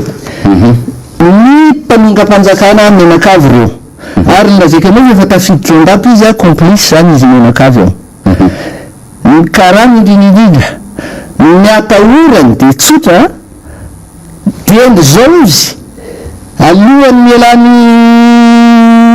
filoha adaladala io dia aleotsika anangona ny tany a fa raha tafaly io a mety tsy avitany atsontsika ary marina ny azy fa raha tafaly io mizandry kelinareo adaladala io tsisy vorezina oety kory ny malagasy mbola sanatry vava tsy manozona fa isy ny fitsaram-bahoaka ary isy ny fitsaran'ny lanitra tsy ho afabelinareo tsisy erinmaizina maleo ny fanahy zany dia milaza hoe a zay hoe mitanjon'ireo hoe a dia mbola eo le filopirenena mafia dia aleotsika mafia iaraka aminy a angalatra ny tany rehetrarehetra aza ho tsika mifehan'ireo malagasy io fitondran'izao possible le restitution le tany makaty malagasy izany anaiky an'izany tsy maintsy averin'ireo araky ny teniny anabavika hoe atsangany biridinareo atoly a faharodanay io ary manana droit zany tsika azo averina amin'ny malagasy ny taniny ary zay tsy anay association maro be zahay a mitambatambatra efa manomana ny fitorinandreo ary atoato dia andeha ny fitorina localement eto Madagasikara sy miakatra amin'ny firaisam-pirenena io fitorina atao io tsy ela oa fifampanomanana an'izany zay ary manangona amin'ny profo rehetrarehetra zavatra ratsy atao io fitondrana io a dia efa ampelantananay ampelantananay daholo ny document rehetra matoa ny teny dia fiteny fona aloha tsy miteniteny fony zahay tompoko fa matoa zay ny teny dia manana profo ka ataovy zay ataonareo a atsangany zay atsanganareo a fa ny vola malagasy aondranareo rehetrarehetra any na ny paradis fiscaux na ny avoary illicitinareo rehetrarehetra io misy fotoana tsy maintsy izorena amin'ireo eto amin'ny tany razana maninona avoaka kely malagasy tsy mihinan-kanina fa miady zanaka malagasy ny family miady amin'ny alika ny anaty tobelona mba hisakafo isamaaraina mahita an'izany mandalo amin'ny toerana misy tobelona anankiray a zazakely telo taona efa taona dia hozokony ngamba 5 taona à 50 mètres d'ici misy an'izany koa eto dia milaza moa fa miady amin'ny alika izy a miaro n'ile sakafo ny tobelona mba hinana le zanginy mbola ikitsika ve zany mavaky fo a miteny aminao isan'andro a mahita an'izany ary manomboka tsy tatiko le izy matoa masika fiteny ndray na tsy tia asika raha dia mahita nyreto maivandio rehetrarehetra reto a mba tsy mbalala ny zavatra tokony ataony a fa izy ndray mbola mieboebo miteny hoe a mandeha ny fitantanana mandeha zao rehetrarehetra zao rano tsy misy teneninao teo jiro tsy misy ny sakafo tsy misy ny vidim-piainana tsy takatry ny vahoaka ntsony ny inflation tsy maîtrisé ntsony zarakaraha nalazainao zany mbola tompony na zovina na telma na rehetrarehetra jirama rehetra hoe mitovy ny mpanafatra vary mpanobizina ny vary io ny ka ry zala ihany zala mafia izy ianao ao anatin'le association mafia zay izy menakavy eo ka ny tena marina zany a dia miady amin'ny mafiatsika malagasy tompoko miady amin'ireo a fitondrana ny jiola mpambotry ny vahoaka malagasy reo ny tena mahavariana nefany a dia efa miala tsikelikely efa misy matsary tena ino mba tonga amin'ny tena aminao a tsy mahita olona nalefa tao amin'ny sinitsony izy dia lasa tsy maleo tena ntsony dia sini fa olona ihany ny ataonao tsy matoky izy a na tsy mahita olona toraka zany ny ACC fa efa hipetraka amin'ny herinarobon'io a vito fitsarana polo io dia tafapetraka iko ny fitorinanay a momba an'izany fa nametrahana an'ireo olona atao amin'ny ACC sy ny CNIO tsy ho any ilanay teo aloha tsy ho any ilanay fa fanitry be amin'ny firenena korary efa nanatsidika Apollo 21 ianao professeur James Saratsima satria za monga raha malaza amin'izao fotoana izao manomboka tamin'ny alatsinainy fa enina volana desambra teo dia mbola mitozy amin'izao fotoana izao a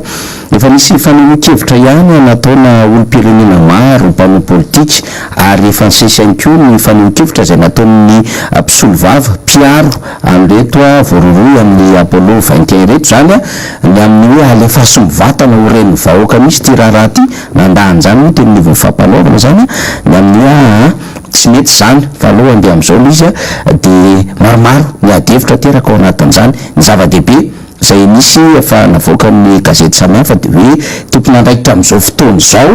no efa nifampiresaka tamin'ilay vororoy lay lazaina zany fa tera tamin'ny frantsay neneritreritina ho prime ministre tamin'izany fotoana andro zany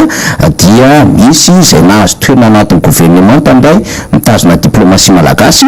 misy zay mitazona ny fiadina ny tanàna Antananarivo, misy mitazona andraikitra eo anivon'ny fiadinan'ny repoblika, misy zay manolo-tsaina ny filoha teo aloha tamin'ny andron'ny tetezamita ireny zay manana handraikitra mampanakampo an'izany zay resany fa efa mifampiresaka taminy de hoe ketrika fanadiovan'io fandaminan'io sy ny sisa fa tsisy fifofona in'olona zany tao anatin'izany. Nisy kosa nefa ny raharaham-bola zay nresany zany olona voaroa zany ny Paul Fanoara na Paul Maillon titsika resany anatin'izany atevitra zany nanao révélation anaran'olona izy tsy ho resako olo izy fa anjaratsika no miresaka anaty gazety marobe ny atevitra mandeha anatin'izao raharaha zao ny hevitry professeur James Saratsiny. Le Apollo 21 ty ndre de malaza hoe raha zao tontolo zao imezan'ny frantsay le izy misy mpisolo vava namako miara ny vororo iray amindreo le iny professy tsisy vesatra nakely azy mampimibe le dossier ozy tonga de tsoroka aminao izy zany mety raradily feo zany resaka amiko zany de izy mahatsiary hoe na ny ray azy zany vida le dossier de zao mifijeriko an'izy io nataon'ny flou satria taloha amindreny efa nitetitety hoe misy mitady amono ny segy, misy mitady amono zao, misy mitady amono député farany hoe misy mitady amono ny flou anareo tena marina amin'io de mitaditady izy hevitra amerenana fitokisana aminy mba ho tiavany olona azy patriotisme zany ty velonina tamin'ny vahoaka fa diso fiantefa le tetika de lasa mijabaka any amin'ny zavatra tsy fanao zany hoe tena nitedaviny tamin'io mba hitiavany olona azy satria fa ambany de ambany de ambany ny ataontsika hoe fitiavany malagasy azy de mitady ny hevitra rehetrarehetra izy mba hiverenany fa fitokisan'ny malagasy aminy nefa tsy izay no miseho de tafajabaka izy ny tena manahirana amin'olo zao fa iny frantsay tabatabainao hoe raha ny rehetrarehetra izy tsy pro frantsay na pro anizy fa za tena tsoroka aminao fa pro malagasy aloha malagasy aloha amiko ny zava-dehibe indrindra sy ny tanindrazako fa mikitikitika amin'io izy de mitovitovy amin'ny sema rehetra taty Afrika io tanao nazo amin'ny gaboko reny tsy hoe ny zavatra misy amin'ny malisy amin'ny rehetrarehetra tovitovy amin'io zavatra isy raha olona mitoy zao resaka zao mitanjon'ny Andry Rajoelina tamindreny de ny amerina fitokisan'ny vahoaka hoa fa efa tsisy mino azy tsony izy tabataba nefa ny nataony hoe Paul Rafamiarana hoe frantsay le officier frantsay Philippe François nareo frantsay i manodidina rehetra teo gazety afrikanina mitabataba io afrikanity frantsay ireo rehetrarehetra reo de mikotrika ny amtehana ny filoatsika ary nylazay ministre ny serasera zany hoe fizy any mandeha mitady vola na mangataka ary izy hoe misy ataon'ny ministera ray lazaiko anao ty de miantsony ny amafady frantsay izy angatabola anaovana an'iny andanana ny assemblena ny volam-pisatsika keka mbola avan'ny frantsay nakamarony de tsy malala menatra avy anareo de ny accuseny ny ambassady frantsay ny premier conseiller anareo fa lasa mitsoka zavatra lainga amin'ny fironina rehetrarehetra zao na ny tany mazava be io ministère maromaro misy fantako miasa amin'ireny manontaniaka hoe maneto anareo am'izao tsisy vonjao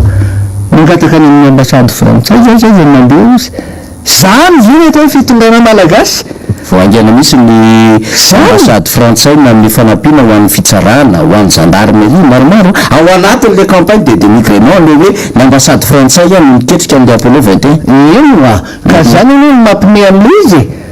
le olona accusenao na ny gendarmerie rehetrarehetra io na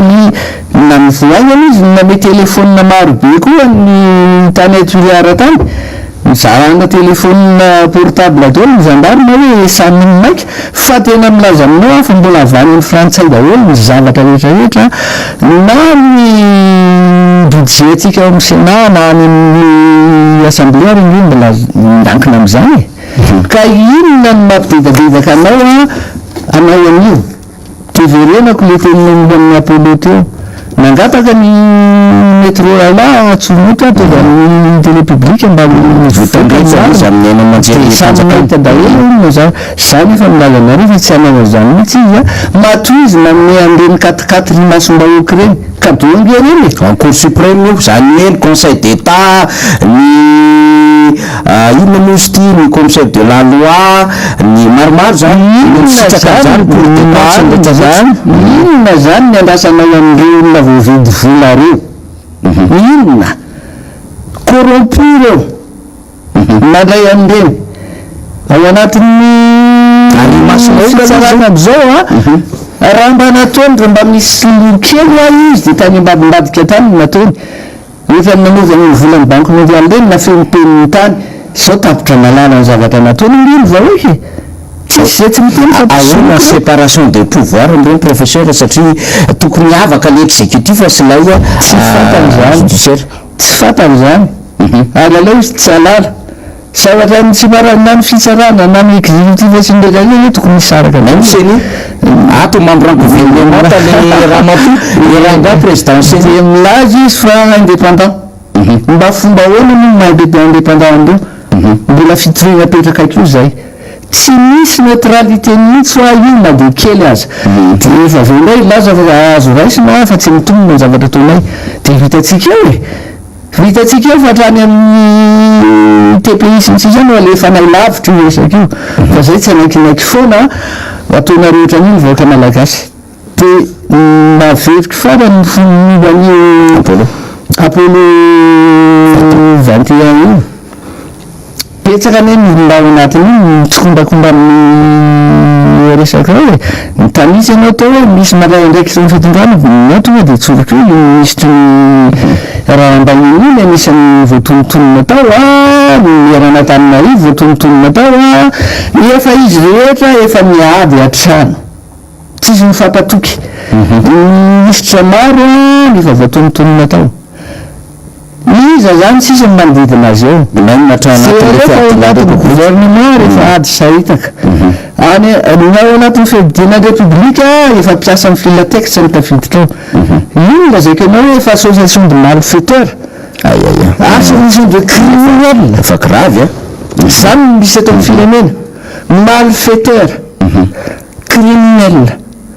hoe famonolakisy zany izy atao any vahoaka malagasy zao crime contre l'humanité tena efa zavatra manahirana zany mahatonga amin'ny teny aminao hoe mba hajaniny ny famonina amin'ny malagasy ataonareo ty malatsa-dranomaso mahita ny vahoaka malagasy versainy eny an-dalana mitady ho veitsaky ny tomobile tena sahirana ny antony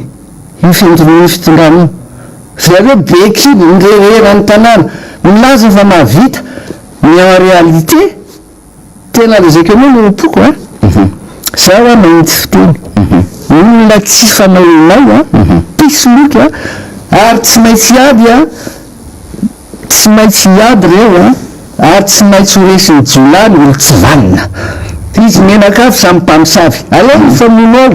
hita ny vahoaka fa tsy mivoaka malagasy no pitehana ohatran'io eny ary iny no azo lazaintsika hoe famerenana ny fivahiniana professeur James Ratsima farany zany teto amin'ny fandarina miara-manonja tamin'ny 9 volana desambra 2022 lasa teo arak'izay nambara zay de hoe mahitsy fiteny izy ary tsy matao masomena manoloana ny zavatra tokony ambara sy tokony ho fantatra ho an'izay hoe fiainan'ny firenena sy ny momba ny mpitatana ny firenena izay sy ny hoe ahoana no fomba hiarovana sy anavotana ny vahoaka malagasy ary ny tanyny malagasy izay ato anatin'ny tanybe sy ny nosy miparitaka moa zany na ny ily zay paritra. Ny taranaka faramandimby angamba no handray izay lesona sy izay tsara na fafin'ny professeur James Ratsima zay Rina Rabe Mananjara ary hiezaka samy andray ny tandrifiny sy laharan'ireo asa izay mbola miandry satria raha nyresan'ny professeur James teo reo fitoriana samihafa reo mbola déplacement atao amin'ny fiarovana ny tany malagasy ny tokony mbola hijoroany malagasy ahatonga ny malagasy teny sy hijoro ao anatin'izao lalatsarotra mahazo ny firenena izao dia veritsika fa tokony isy fanilo mampita mandray zany ho an'ireo mpanao politika teoria reo tanora malagasy zay manana an'izay fitiavana ny hanao politika zay ka hiroborobo ao anatiny hoe tanindrazana sy ny firenena ary mivahoaka no mibaiko fa tsy ilay arena sy ny famotehana na izay mety fiarahana mitsokombakomba araka ny nambaran'ny professeur James Ratsima tamin'iny faneho-kevitra iny. Itsika zany dia mitondra ny lafim-baovao hatrany Rina Rabe Mananjara satria dia raha ny kady zany ara-taona dia lafo teo amin'ny fahadimy amin'ny fitopolo taona zany ny professeur James Ratsima satria teraka moa izy ny 4 Jolay 780 sy 750 eny azafy mahazady Dilambato atsinana ny tsy hafa no anitriana ny nofo mangatsikany amin'izao atoandro izao fa eo am-piandrasana ny konokonona samihafa moa zany ny fianakaviana sy ny eo anivo ny namana akaiky ny professeur James Ratsima izay anatitra azy eny amin'ny toerana izay anitriana azy. Etontsika dia mbola mitondra ny teny fampiononana sy mifankaherezana ho an'ny fianakaviana sy ireo rehetra izay akaiky ny professeur James Ratsima. Everitsika rina fa tsika eto amin'ny miara-manonja ihany koa dia tondra amin'izay teny izay firarintso ary fankahirezana fampitrakany ho an'ny fianakaviany izay satria dia namela olomangy izy ireo ary namela ihany koa amin'izay hoe anarana tsy ho very eo anatrehan'ny taranaka sy ny firenena malagasy zay dia professeur James Ratsima izany. Isika moa ny miara-manonja dia foto-kevitra efa ningatsika araka ny nambara teo Rina hoe tany amin'ny taona 2022 tany no nisiny zany miara-manonja zany voalohany mitoy izany foto-kevitra izany satria ny foto-kevitra dia hoe ahoana ny rosona ny fanavotana ny firenena, ahoana ny ahafahantsika miady ao anatin'izao tsirarony sy ny zavatra marobe izay tsy mety eto amin'ny firenena izao. Dia izay ny nambarako teo hoe vavolombelona ianao ary nahafantatra ny jolony zany tena mpiandohana. Ya ny miara-manonja raha zay indray zany no resahana namana fanira zafy manantany dia miara-manonja zany dia efa tafiditra ao anatin'ny hoe tantaram-pirenena, fiainam-pirenena ary matoa zany misy miara-manonja hatramin'izao dia mazava loatra fa misy zavatra tsy mety eto amin'ny firenena, misy zavatra tsy maintsy tenenina eo amin'ny fiainan'ny malagasy sy ny fiainan'ny Madagasikara amin'ny ankapobeny mihitsy satria raha mitenena hoe fiandohan'ny miara-manonja dia tany amin'ny taona 2021 no niainga ny miara-manonja zany hoe nisy miara-manonja voalohany tamin'ny taona 2021. Raha ataontsika zany zao ny kajy 2022 tsika zao dia tany amin'ny taona 2021 no nanomboka ny miara-manonja ary ny pitrahana io anarana io zany tamin'izay taona 2002 zay dia efa mazava loatra zany fa efa atao hoe lavalava ihany zany no nisiny izay fandarana miara-manonja zay raha ny resaka taona no resahana 2002 tamin'ny 2022 zao itsidika zany zao tsika efa ataontsika fa any amin'ny 20 taona any zany zao ny miara-manonja fa ny tiano tenenina dia zao tsy ny hoe alavan'ny taona no inona fa ilay zavatra noentina sy ny foto-kevitra noentin'ilay miara-manonja no tena zava-dehibe. Raha miteny zany tsika hoe nanahoana ny miara-manonja tany amin'ny 2002 satria ny tena koa tao efatra amin'izany no efa tao dia satria efa tato anatin'ny groupe MBS tamin'izany fotoana zany somary anonona anarana kely eo mantsy rehefa avy eo mba hoe ho fampatsiahivana miala tsiny aloha amin'izay tsy voatona mety malahelo namana sasana hoe ahoana ary zay ny tsy mba tononao fa zay tadidiko aloha fa ilay foto-kevitra zany no tena zava-dehibe hoe rehefa misy ny zavatra tsy mety zay tsy maintsy tenenina fa tsy pasipasohana na afina fenina any dia mijoro ny miara-manonja zany ny foto-kevitra ny angany io tamin'izany fa ny atao hoe ny mpisehatra atao anatiny moa zany dia araka dia miovaova fa le hoe foto-kevitry ny miara-manonja tamin'ny 2002 ny angany dia izay le hoe rehefa misy zavatra tsy mety eto amin'ny firenena tokony ho fantatro ny vahoaka rehefa misy hevitra tokony ho azavaina dia mandray ny ndraikiny zany sy ny toerana misy azy miara-manonja tompoko raha ny tamin'ny 2002 dia ainao manjery maromaro no niarana isa lahy zay ny dika hoe miaraka manonja satria tsy vitanainao manjery hoe station anankiray fotsiny io tamin'izany fotoana zany satria tamin'izany fotoana zany nafana be ny resaka atao hoe fifandonana arakevitra teo amin'ny ekipan'ny ny amiral dideratsiraka tamin'izany sy ny taty amin'ny camp Marc Ravaly manana dia potra ny miara-manonja tamin'izay fotoana zay ary zay le hoe miara-manonja zay zany dia hoe miaraka dikan'izany tsisy anavahana ao anatin'izany ny olo-pirenena ao anatin'izany ny station dia ny hoe manonja zany dia hoe miaraka mientana zay ny dikan'le hoe manonja ao anatin'izany rehetra zany fa rehefa nandeha ny fotoana dia tonga amin'izao 2020 sy 2021 izao tsika ary aloha moa teo ny tena hoe herintaona indray zany no feno herintaona le miara-monja amin'ny tatiorina zany raha niraisina tamin'ny 2020 sy 2021 dia mazava tsara le foto-kevitra ao anatin'izay hoe io ny fiainam-pirenena miara-nahita efatra any amin'ny 2020 sy 2021 mihotsaka ihany ny fiarim-piaina malagasy mesahirana ny firenena malagasy ary ny filarana eo zao tontolo zao misy ay Madagasikara dia mahamenatra mampisitry belona any ambany fandriana ary nisy tanora anankiray zay ny teny mihitsy hoe ny teny tamiko hoe raha misy sy tanora zany zao maromaro eo teratany misy ny tenako teratany malagasy dia misy frantsay dia misy afrikana dia misy aziatika dia ohatra menatra ozy izy hiteny hoe za malagasy dia ozy hoe inona ny mahamenatra amin'ny hoe malagasy satria lesy fiainana eto Madagasikara zany zao fantatro zao tontolo zao hoe tena mivarina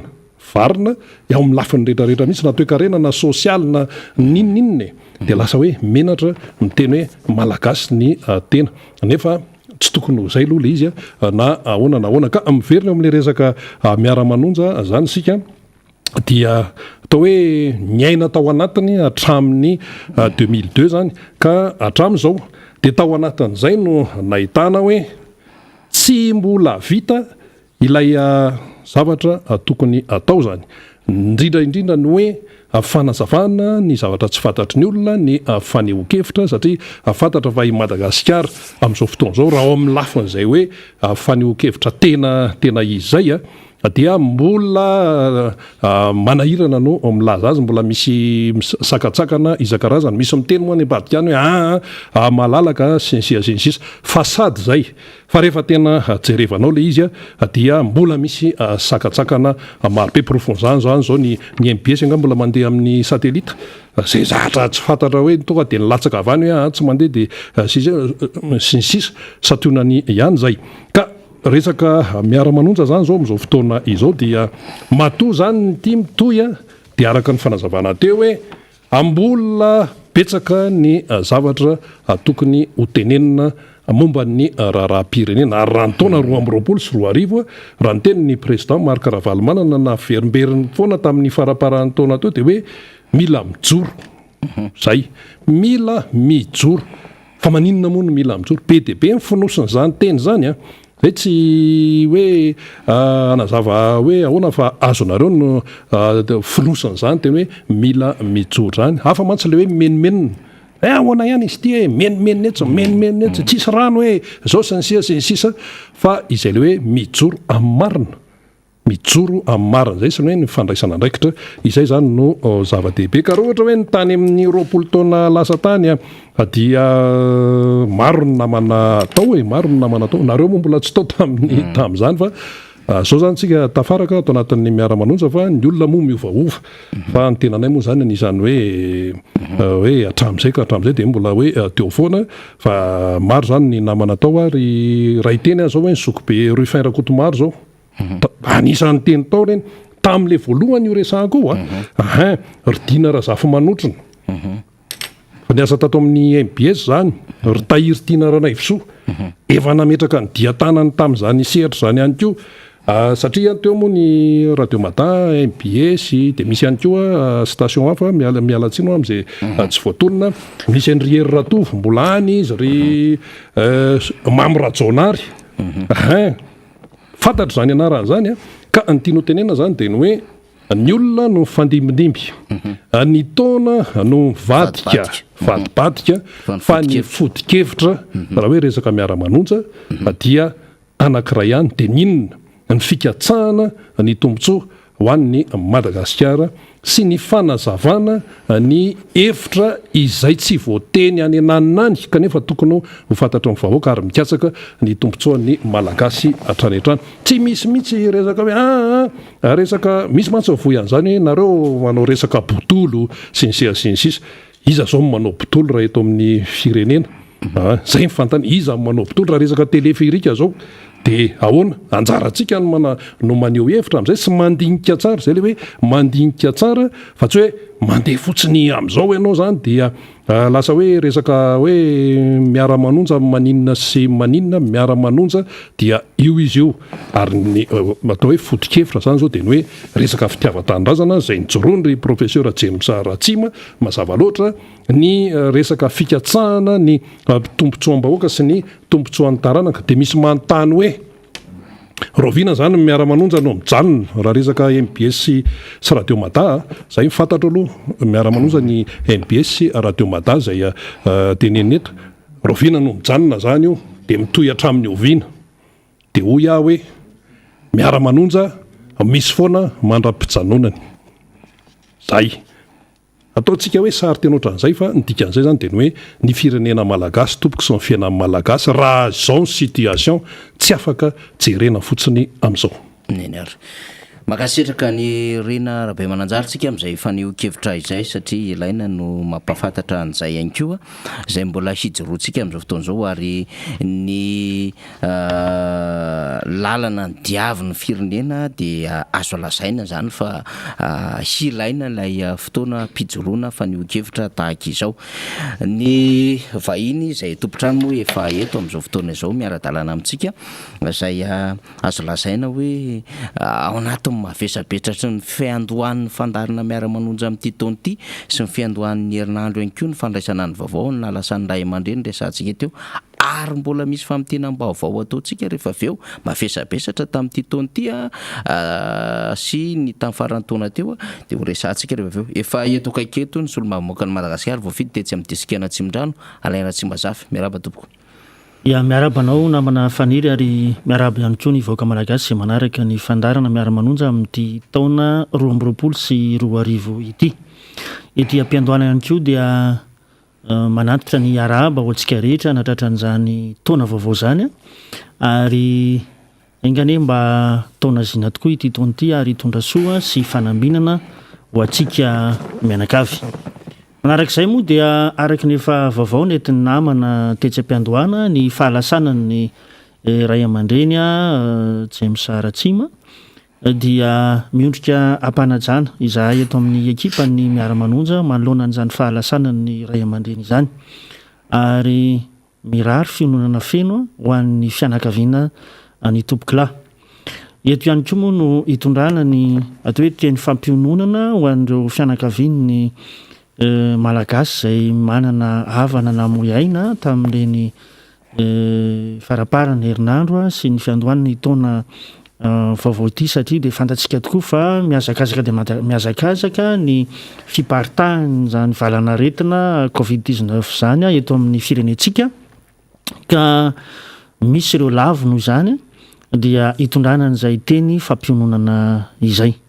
Zay ngamba namana faniry no entintsika ampidirana ny apahana anjara fitenenako ato anatin'ny fandarana miara-manonja. Makasitraka ny député Alain Ratsimazafy nanatsidika izay. Mamelahano député Alain Ratsimazafy satria tamin'ny 2 volana Desambra tsika no nanatsahatra kely ny fandarantsika zany mba hoe hiala sasatra hitondra an'izay fitoniana ho an'ny isa-maravarana sy isa-tokantrano zay ihany koa hitsenana ny taona vaovao ary dia anio androany 10 volana janoary tsika no niverina zany ka teo anelanela ny fotoana zay ny janonantsika député Alain Ratsimazafy hatramin'izao niverenantsika izao dia miazakazaka ny raharaham-pirenena dia anaovantsika fampatsehevana anaty minitra vitsy dia izay ngamba no hitotian'ny adefitsika zany. Avetsika zany ny zava-misy tamin'ny 24 volana Desambra tanany araka ny tatitra nataon'ny teo anivon'ny APMF zany na ny agence porteur maritime et fluvial zany mikasika ny faharendrehan'ny lakana MS Français 3 atao Antsiraka Soanerano Vongo dia 5:20 nisany maty tsara ny manamarika fa andro natao fisaonam-pirenena ny 17 volana Desambra 2020 zay nandritry ny fotoana nisy ny faharendrehan'iny rantare marika mivoaka dia 7:30 ny olona nentin'ilay lakana ny 5:20 no hita faty tamin'ireo zany ary ny 50 teo eo no velona na avitraina somatsara. Mbola karoana moa amin'izao fotoan'izao zany reo azo lazaina fa tompony zany lakana izany ary anisany nanamora sy ireo olona vitsivitsy araka iny vaovao iny. Mbola tao anatin'izay 24 volana Desambra zay ihany koa nanomboka 12 17 député Alain Ratsimazafy dia fantatsika fa ny anjera ny Angidiby antafika malagasy nitondra ny sega sy ireo délégation niaraka taminy atao mahambo no voalaza fa nitrangany loza ka pandeha roa no avitra somatsara anisan'izany ny sega zay ny général Jules Serge sy ny mécanicien na ny adjudant chef zany Jimmy ny mpanamory colonel Rakotomia Larson Hermo zany Nodimandry sy ny taleny fiarovana eo anivon'ny primature dia ny colonel Olivier Andrenambinina izany. Taorinan'izay kosa dia nakarina eo anivon'ny général de corps d'armée ny général Jules Serge ary nakarina ho sous-lieutenant kosa ilay tsara dimy zay mécanicien tao anatin'izany hélicoptère velona izany. Ny filakevitry ministra tamin'ny 12 volana Desambra 2020 mo no nandray izay fanapahan-kevitra izay nomena ordre de mérite kosa i Zamby sy ireo mpanjony nandray anjara tamin'ny famonjena ireto tao anatin'izany Angidiby ireto izany. Ny 24 volana Desambra 2020 ihany député Alain Ratsimazafy dia may ihany koa ny tanàna tao ambinany zay nisy ny tsena sy ny gara routière atao Soanerano Vongo izany satria moa tsy misy ny famonafo tany toerana dia voatery noravana ny trano sasasasany manodidina ity tsena ity ka ny orinasa mpanao lalana zay ihany solo no nandrava ireo trano ireo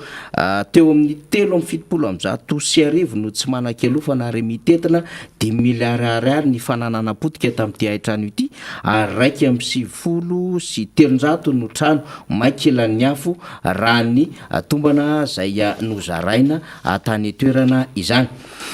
Iverenantsika ao anatin'ity raharaha ty ihany izay nahabangatsika moa zany tao anatin'ny fandarina mbola tamin'ny 17 volana Desambra dia taoriny ny fanakiana ny olona maro ny amin'ny tsy fahitana ny ministra fitaterana sy ny famantarana ny toetrandro tamin'ny lozan-dranomasina sy ny Angidiby tao Soanerano Vongo sy tao Mahambo zany dia namoaka fanambarana ny tena nilaza ny andraikitra raisiny sy ny ministera saniny tamin'izany ka nahafantarana fa tsy salama izy ary dia tamin'izay no nampalaza lay sarina tanana misy paradra zay navoaka ny ministry ny fitaterana tamin'izany tao anilany ireo fanakianana sy ireo fanamariana marobe nataon'ny mpanara-baovao zany adevitra izany. Ny aliny 24 volana Desambra sy ny 15 volana Desambra tao anatin'ny krismasy kosa indray dia nitoy-hatrany ny délestage teto Antananarivo sy ny manodidina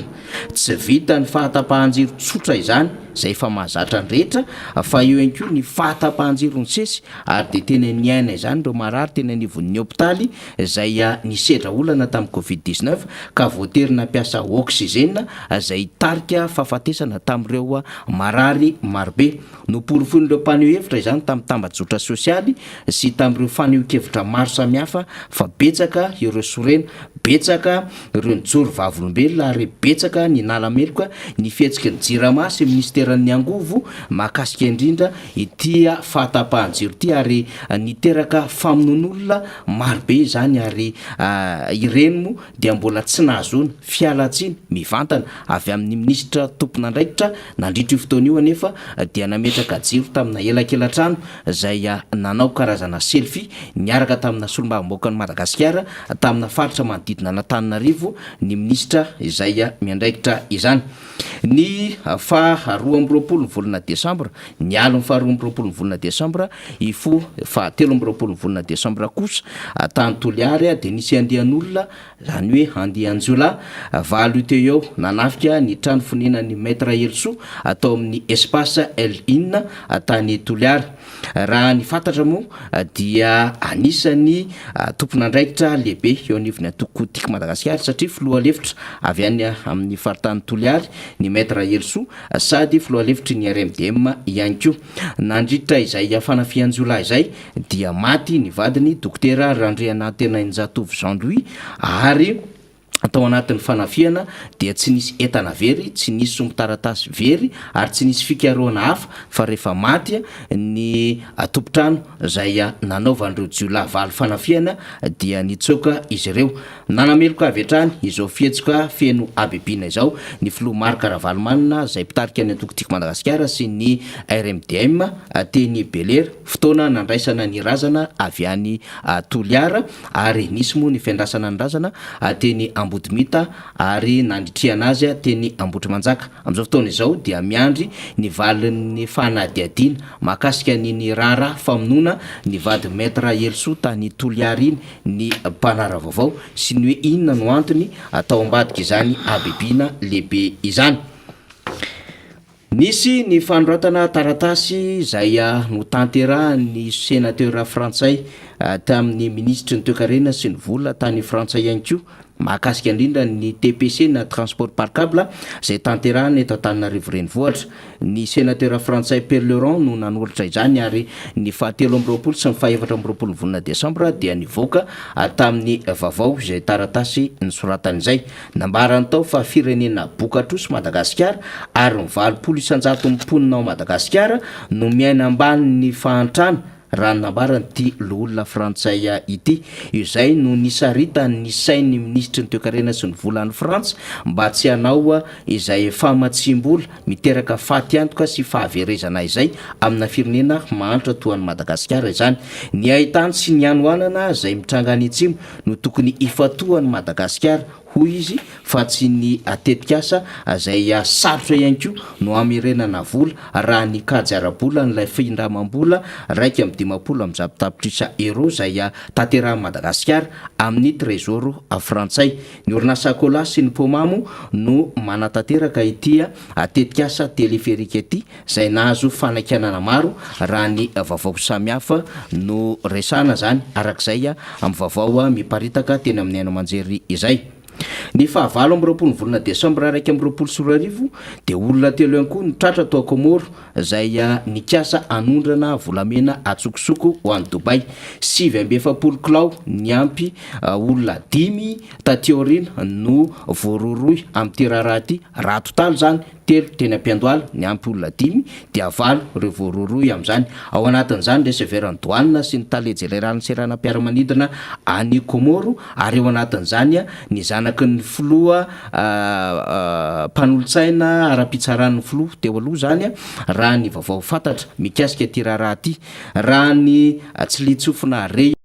dia nisy totalim-bola 85,000 euro na 5,400 euro miaraka amin'izao fatratrarina volamena 7,7 kilao zay niainga avy aty Madagasikara tamina fiaramanidina manokana izany. Fantatra moa fa dia fanokaroana tao anatin'ilay raharam-bolamena 7,75 kilao reto tratra tamin'reto 7,7 kilao ireto, ary efa 1,12 na 11 fois nanao zay trafika na fifamezivezena volamena izy ireo nandritry ny volana septambra ka hatramin'ny volana desambra 2022. Ny anarany dia Iazali Paseko ary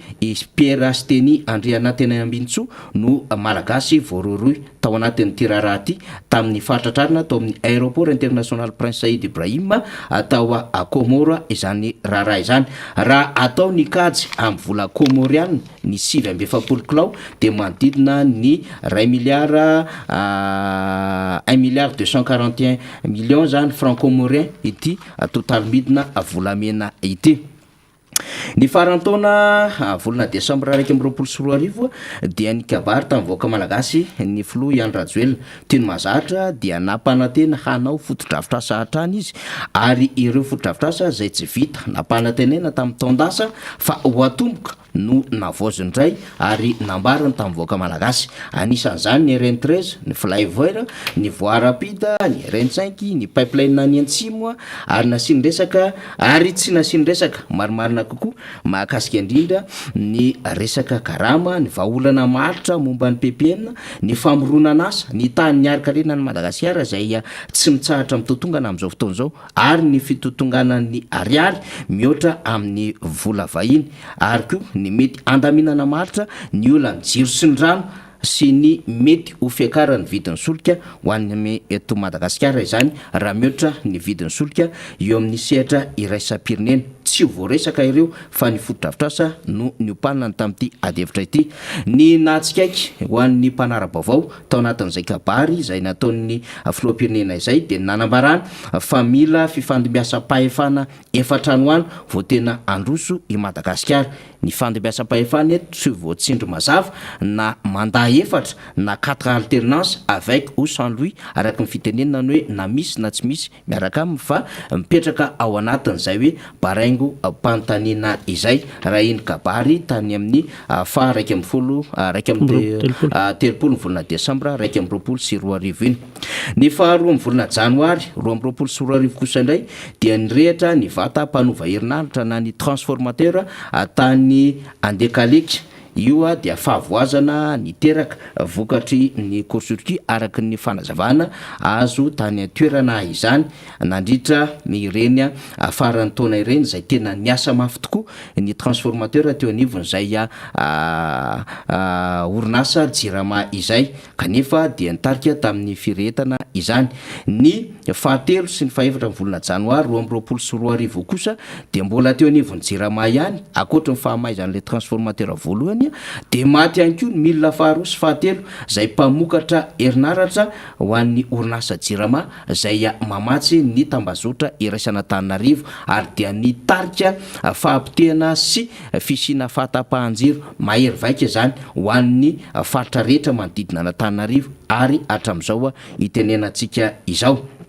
Betsaka ny adevitra atao anatin'izany. Raha ny zava-misy ny adevitra voalohany dia hoe noho ny fahanteran'ny milina voalohany izay efa tany amin'ny taona 20,700 no nitarika ny court-circuit nitondra firetana araka ny tenin'ny tale jeneraly mpisolotoerana na ny DGPI zany nandritra ny fidinina ifotony tany toerana tamin'ny fahatelo ny volana janoary. Adevitra faharoa kosa indray dia hoe nitarika tondra-drano tao anatin'ny centrale hydroélectrique, ny fahamaizan'ny câble de puissance, ny fitsara ny famokarana herinaratra ataon'ireo vata mpanova herinaratra ireo ka ny amafy araka izany ny fahatapahan-jiro ho ana Antananarivo. Ary ny adevitra fahatelo dia hoe ny ministry ny fitsarana indray Mbikelaza no nanasquady ity tranga ity ho afy nininana tao zay tafiditra anatina eloka bevavana incendie criminel hoy izy ny zava-misy tany Andekaleka, raha toa ka nilaza fa court-circuit tsotra no ny fahateran'ny fitaovana no nambarany mpitantana ny orinasa jirama fanadiadiana telo arak'izany no mbola miandry ity orinasa jirama ity. Ny fanadiadiana voalohany ao anatin'ny fitantanana ny jirama ihany dia ny volabe ilay prime de performance na prime exceptionnel zay nozaraina tamin'ireo ampiasa eo nivon'ny centrale zany. Ary ny fanadidina faharoa dia ny fitantanana ny volan'ny projet Pagos zay nangatahany banque mondiale tamin'ny alalan'ny projet IDA ho averina. Ary ny fahatelo dia ny namaiza ny transformateur tao andekaleka tamin'ny farany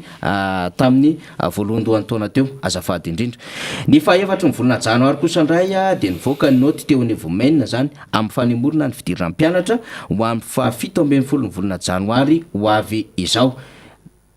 Tesitra ary nanameloka ny fihetsika io ny teo anivo ny plateforme nationale de la direction de l'enseignement privé ny amin'ny hoe mitarika fikorotana ny fampianarana sy ny programma ity fanapahan-kevitra no raisin'ny fanjakana ity. Mavesatra ny fampidiram-bola ny sekoly tsy miankina anatin'izao fanapahan-kevitra zao ary tsy tokony natao zany satria dia miena na tsy misy ny famatsiana natokana zany ho an'ireo sekoly tsy miankina zany. Akoatran'ny hoe tsy tokony hanao Senegaly mahazo baiko ny anivon'ny Cisco sy ny Zapy amin'ny fanapahan-kevitra tahaka izao fa tokony hiara-mitsinjo ho amin'ny sekoly tsy miankina ny eo anivon'ny tompon'andraiky mpanjakana. Ary dia nandroso vahaolana izy ireo ny amin'ny ametrahana ny protocole sanitaire pédagogique manoloana itony fampitsarana ny fampianarana mahakasika ny Covid-19 ity. Tamin'ny fahadimy volana janoary 2024 teo kosa no niverina nivory ny filakevitry ministra voalohany natao tao iavoloha. Ary dia loza avy hatrany no nitaky izany filakevitry ministra izany satria nienjera nandritra ity filakevitry ministra ity ny ministra na ny ministra lefitra misahana ny fandrakofanala zay nitarika ny fahafulahan'ny tanana zany. Raha ny vaovao samihafa nivoaka tamin'aina manjery moa dia misy ny fitsaboana azy zay tsy eto antoerana izany.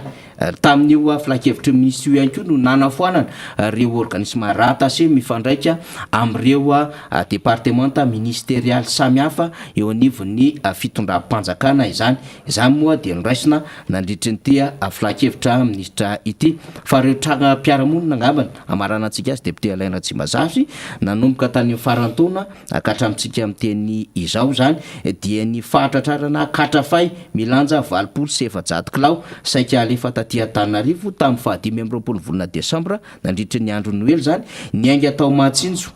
lalam-pirenena fahaefatra izy io ary dia no tanana ponja vonjimaika ao Maheva tanàna moa reo nanondrana izany katrafa izany. Akoatran'izay ny fahatratrarana malina teny amin'ny fahasankarana milanja 20 kilao zay voalaza fa tsy manana permis de collecte reo mitondra an'ireo amalina reo ary amalina niainga avy any Amorondava izany ary tratra teny amin'ny fahasankarana. Ny hafarany moa zany dia naterina tamin'ireo zokiolona teny amin'ny foyer de vie nanaovan'izy ireo fety ireto amalina tratra ireto. Akoatran'izay adefitra maro samihafa izay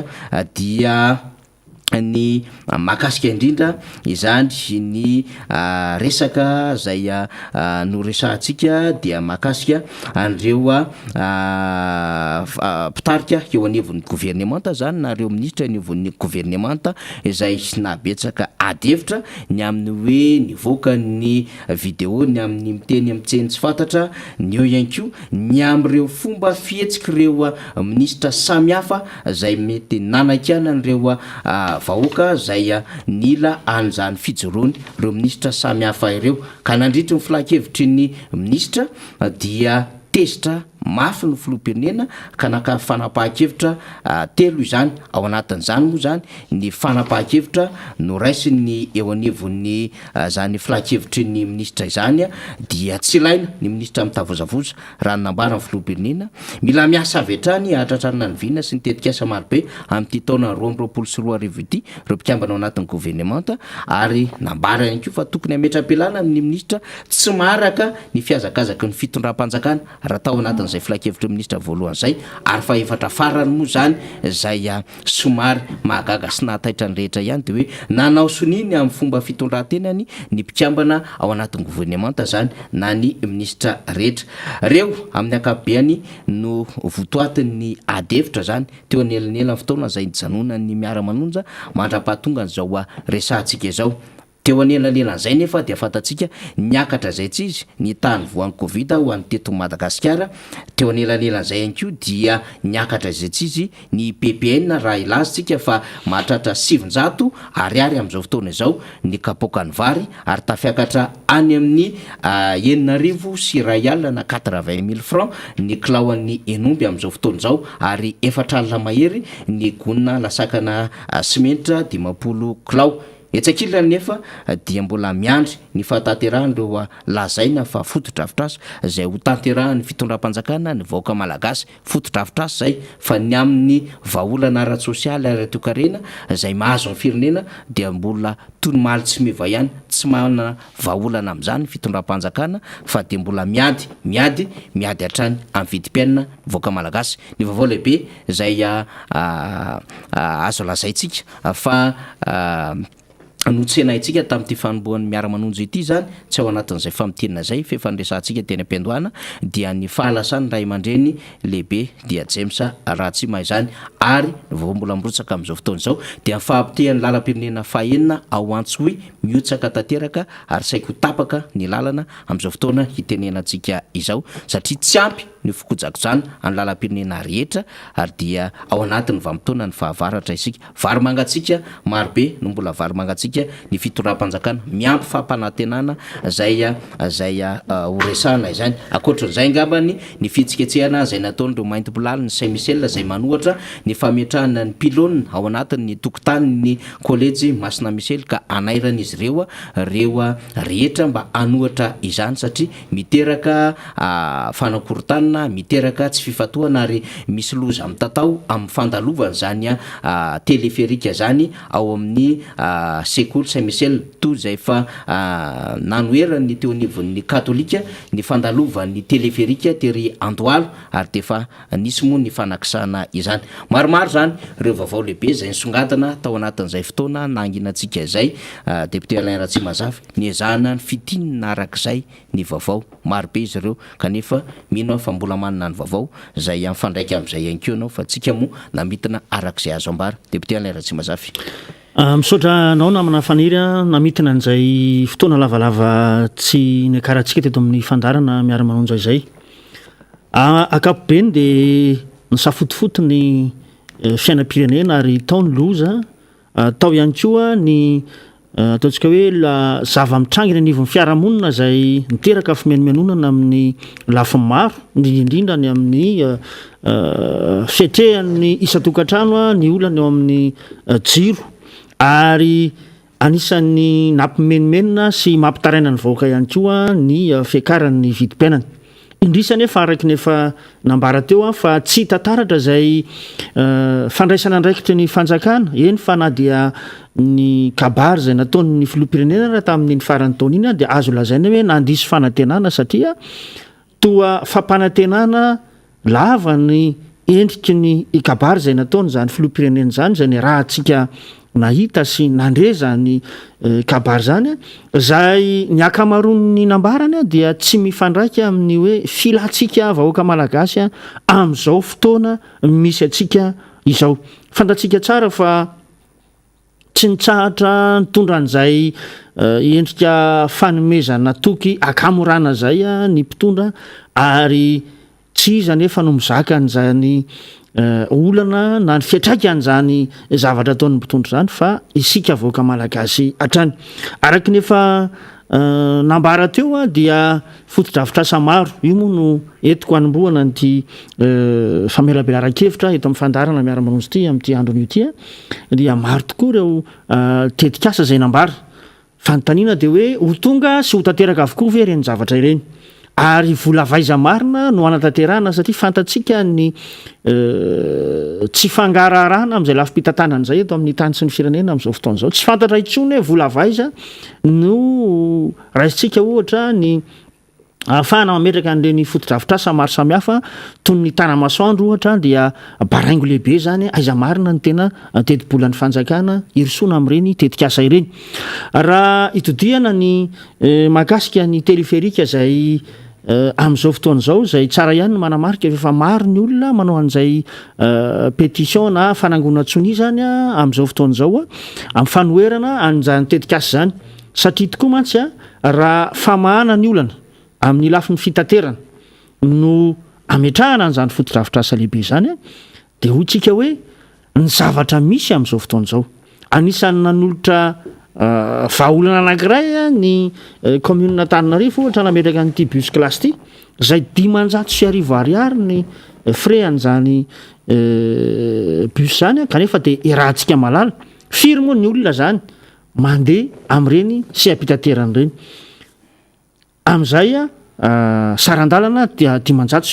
izay ahitana taratra no hoe tsy zakan'ny fahefa ny malagasy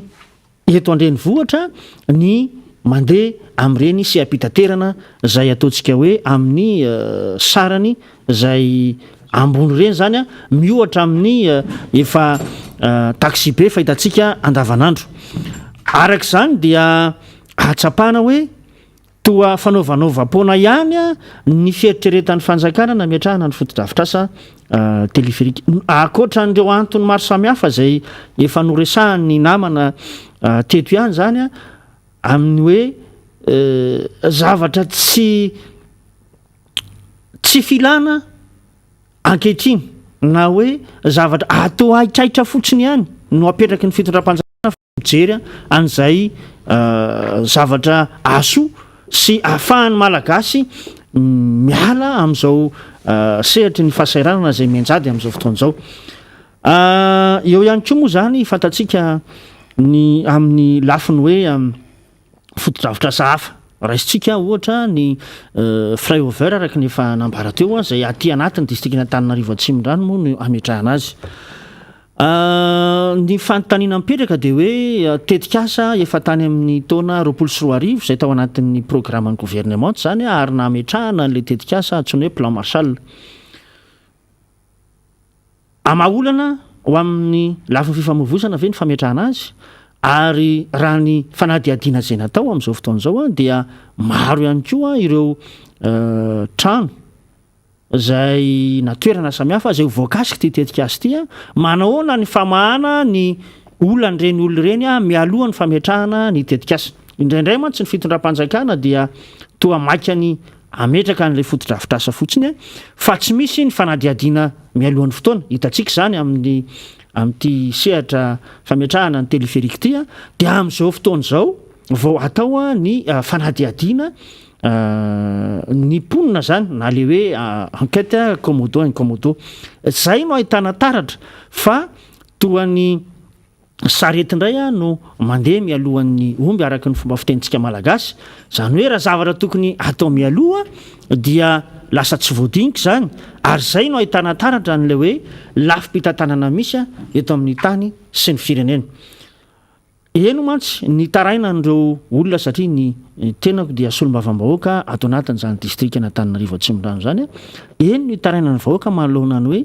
tsy mbola fantatra mazava ny andraikitra raisin'ny fanjakana manoloana any hoe inona ny compensation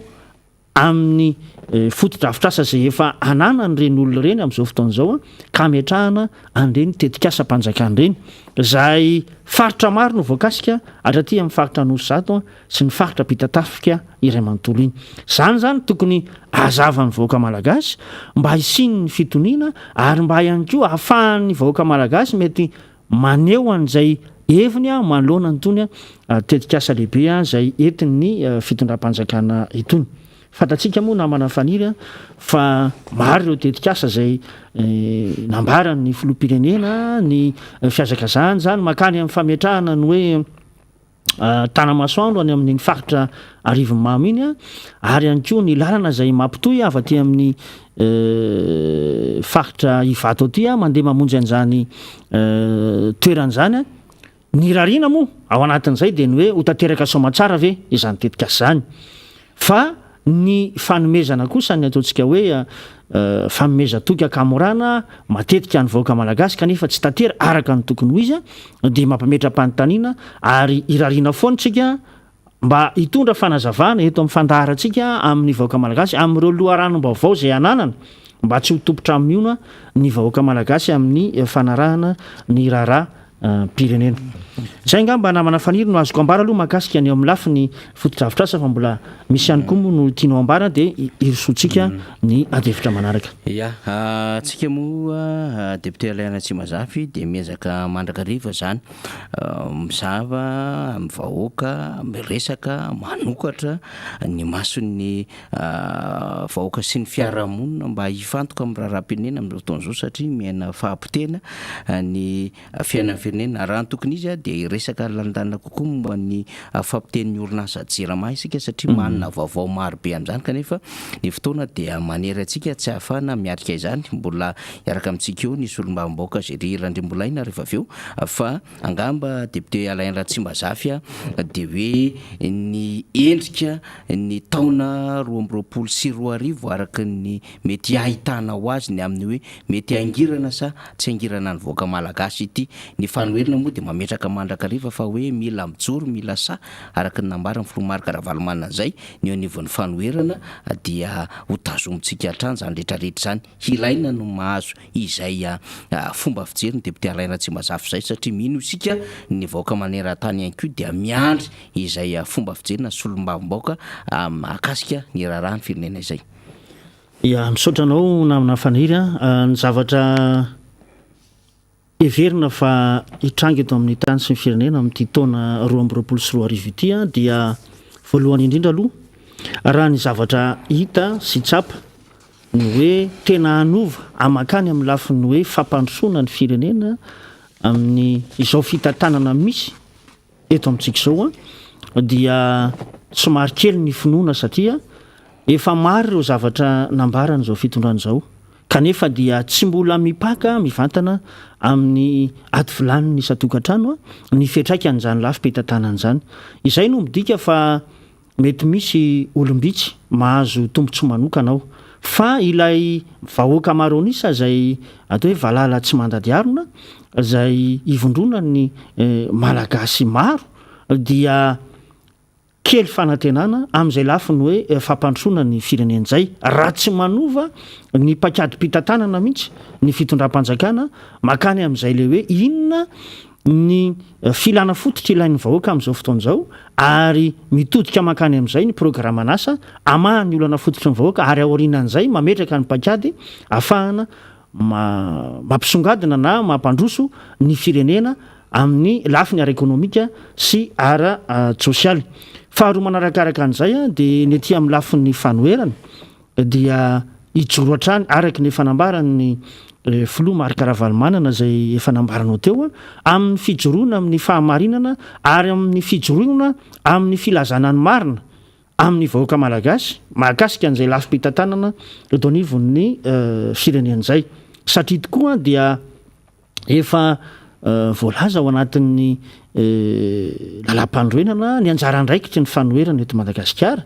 ka raisina ao adidy andraikitra izay fijoroana fanomezana ny loharanom-baovao ary fanakanana ny fitondrana ihany koa raha misy zavatra hita fa tsy mifanaraka amin'ny tokony ho izy tsy makany amin'ny tombontsoa imbona ny vahoaka malagasy ny hitondran'ny mpitatana ny firenena. Eto moa zany dia ato anatin'ny taona 2024 tsika taona anankiray izay hitantsika amin'izao fotoan'izao fa miazakazaka tokoa ny fiparitahan'ny valanaretina ety amin'ny fotoana izay atao hoe famaraparanana ny fandraisako anjara fitenenana amin'izao fotoan'izao dia tsy mitsahatra manentana ny vahoaka malagasy hiaro tena ao anatin'izany fiparitahan'ny valanaretina izany mba hanaja ireo fepetra samihafa mba hosakana amin'izay fiparitahan'ny valanaretina izay satria hitantsika fa miazakazaka tokoa ny olona voan'izany eto amintsika ary indrindrindrindra eto amin'ny faritra Analamanga amin'izao fotoan'izao mba tsy hiroso any amin'ny fandraisana fanapahan-kevitra fiboana ny fitondram-panjakana dia entanina isika andray anjara ao anatin'izay hoe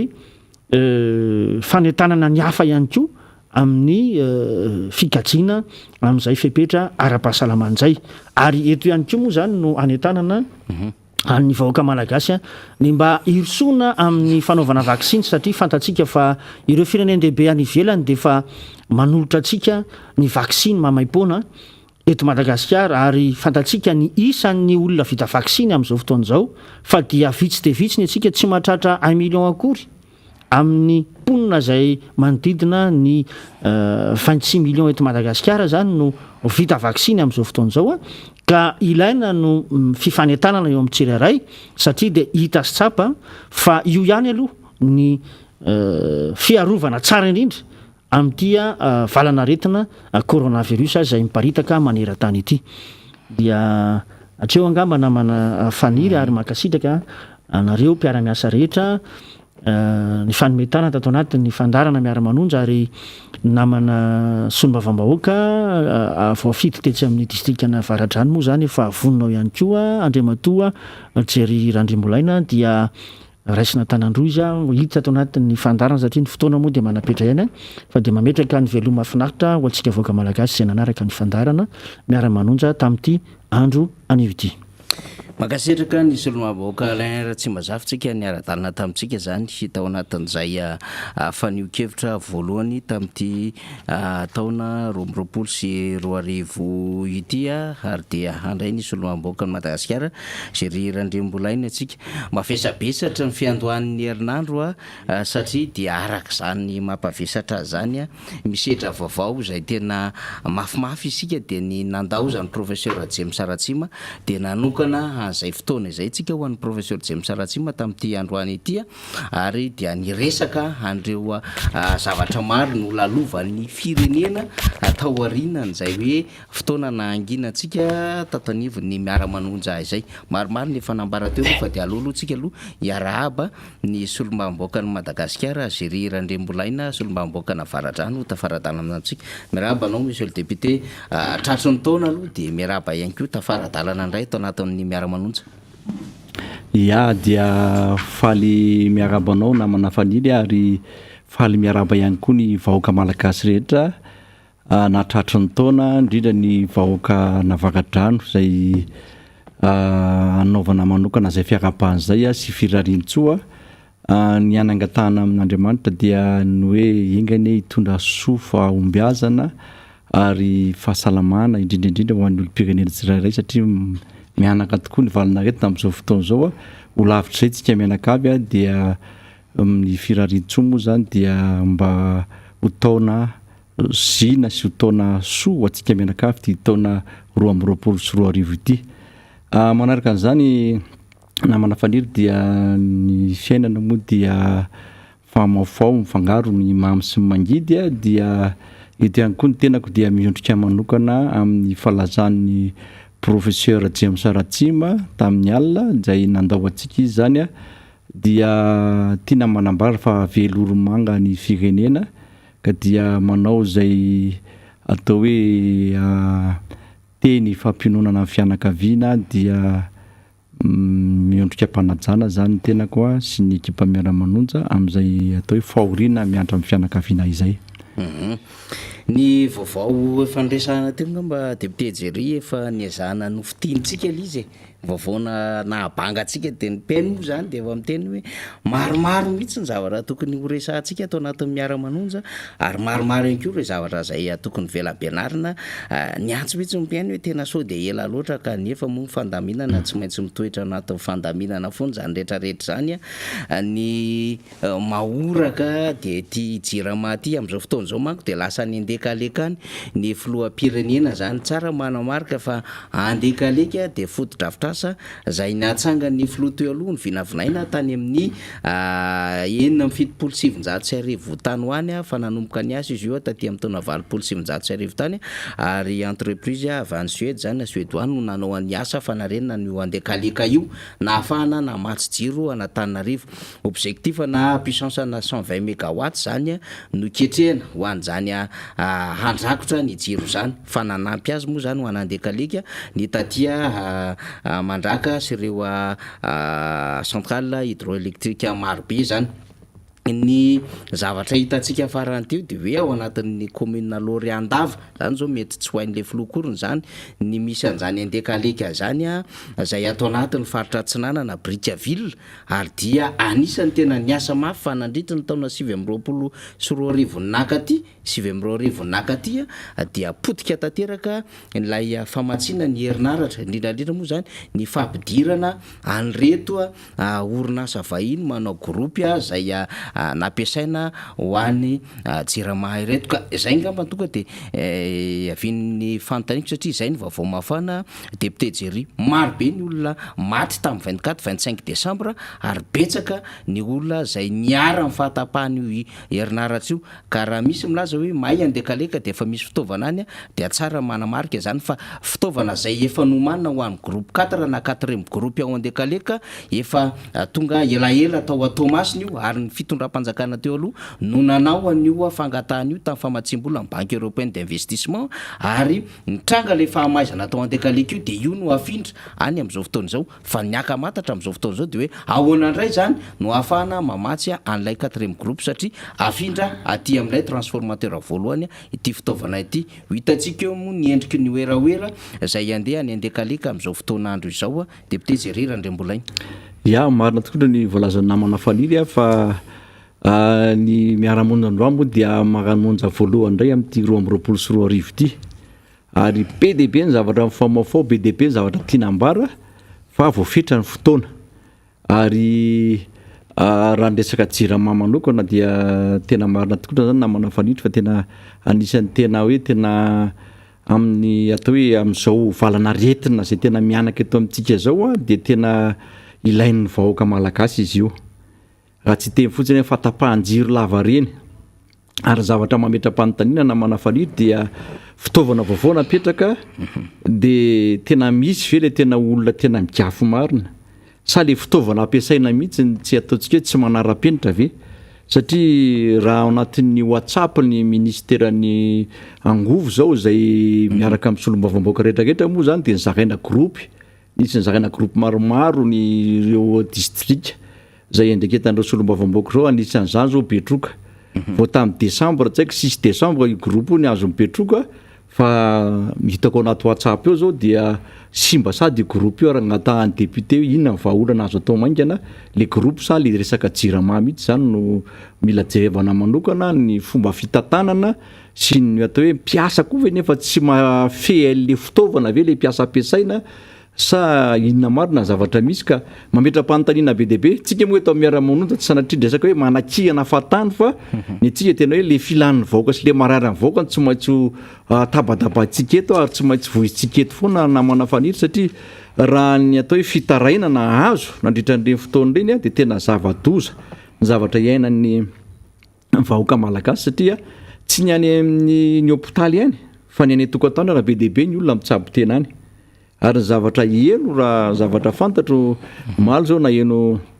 Antsonakroa ny anankiray avy any faritra avaratra talata ny vononondro iny ny anankiray koa tany amin'ny Ambohitrandriamanitra Manjakandriana reo olona de mahafantatra ny tena de miantso fa tena mianaka any amin'ireny toeran'ireny amin'izao fotoana zao le valana retina de fahalalan'le olona azy amin'ny fotsiny de tena hoe gripa mahery tazo mahery kanefa de mandripa koa izy ireo tsy mamely tsao eto sanatria avy nanao ohatr'izany fa inona ny fipetra tokony raisin'ny fanjakana zany manoloana ny Jirama inona ny fipetra tokony raisin'ny fanjakana satria raha ny zavatra misy amin'izao fotoana zao de ohatry mipetraka fotsiny na le ministry ny fahasalamana amin'izao fotoana zao de tsy ahita tely loatra namana faniry tsy fantako hoe za ve tsy mara-baovao fa raha ny zavatra iainantsika tokony hisy ny fanentanana isan'andro reo vaksiny tonga eto Madagasikara reo ve tokony ho ampiasaina sa tokony tsy ho ampiasaina satria ny olona tao mamey antsika foana fa fanentana fanjakana zany anentana ny olona mba hanao an'io vaksiny io tsy misy mihitsy amin'izao fotoana zao inona ihany koa ny atao hoe fanentanana mba ahafahana zany miaro an'ity valana retiny ity zany satria teo aloha zany de nisy mihitsy hoe fijarana kasibosy maimaimpona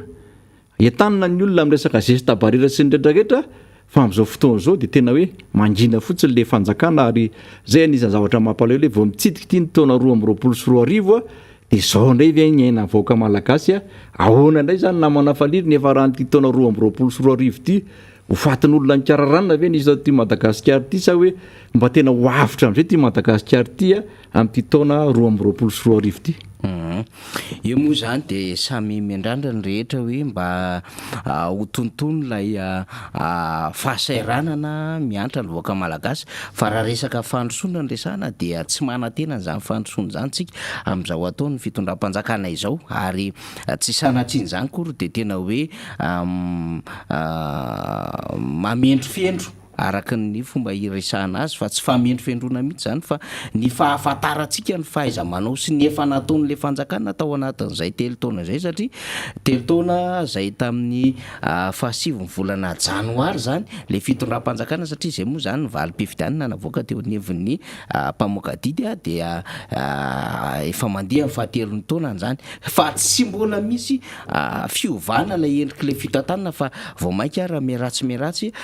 député Randrembolaina ary am'izao fotoana itenenantsika zao de raha miresaka tsika hoe le tetikasa teleferika zay nitondra atsika de hevitra betsaka mihitsiny zany teto amin'ny fandarina miara-manonja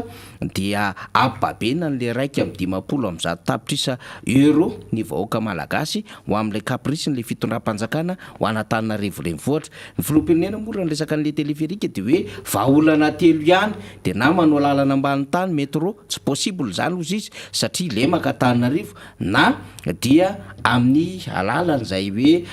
train urbain zay na ny fitaterana amin'ny alalan'ny fiaran-dalamby zany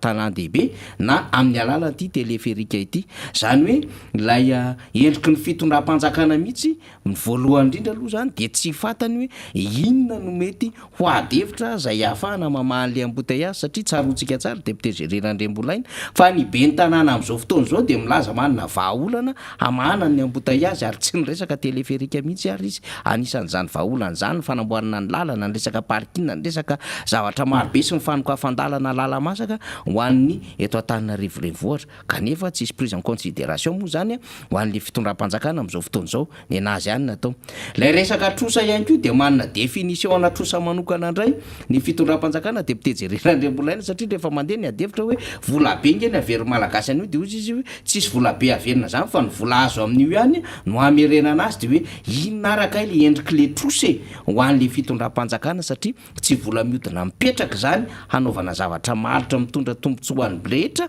fa vola zay vokatra ilay aritrehitra zay adevitra teleferika député Randrembolaina tena mahazo aina be mihitsy am'izao fotoana zao. Ya ho anahy manokana zany raha ny embouteillage misy teto Antananarivo dia hatramin'izay zaka amin'ny malagasy ary malagasy efa mahita vahaolana ihany hoe mandeha arina mandeha tongotra mihitsy ary raha zay mifata mifamety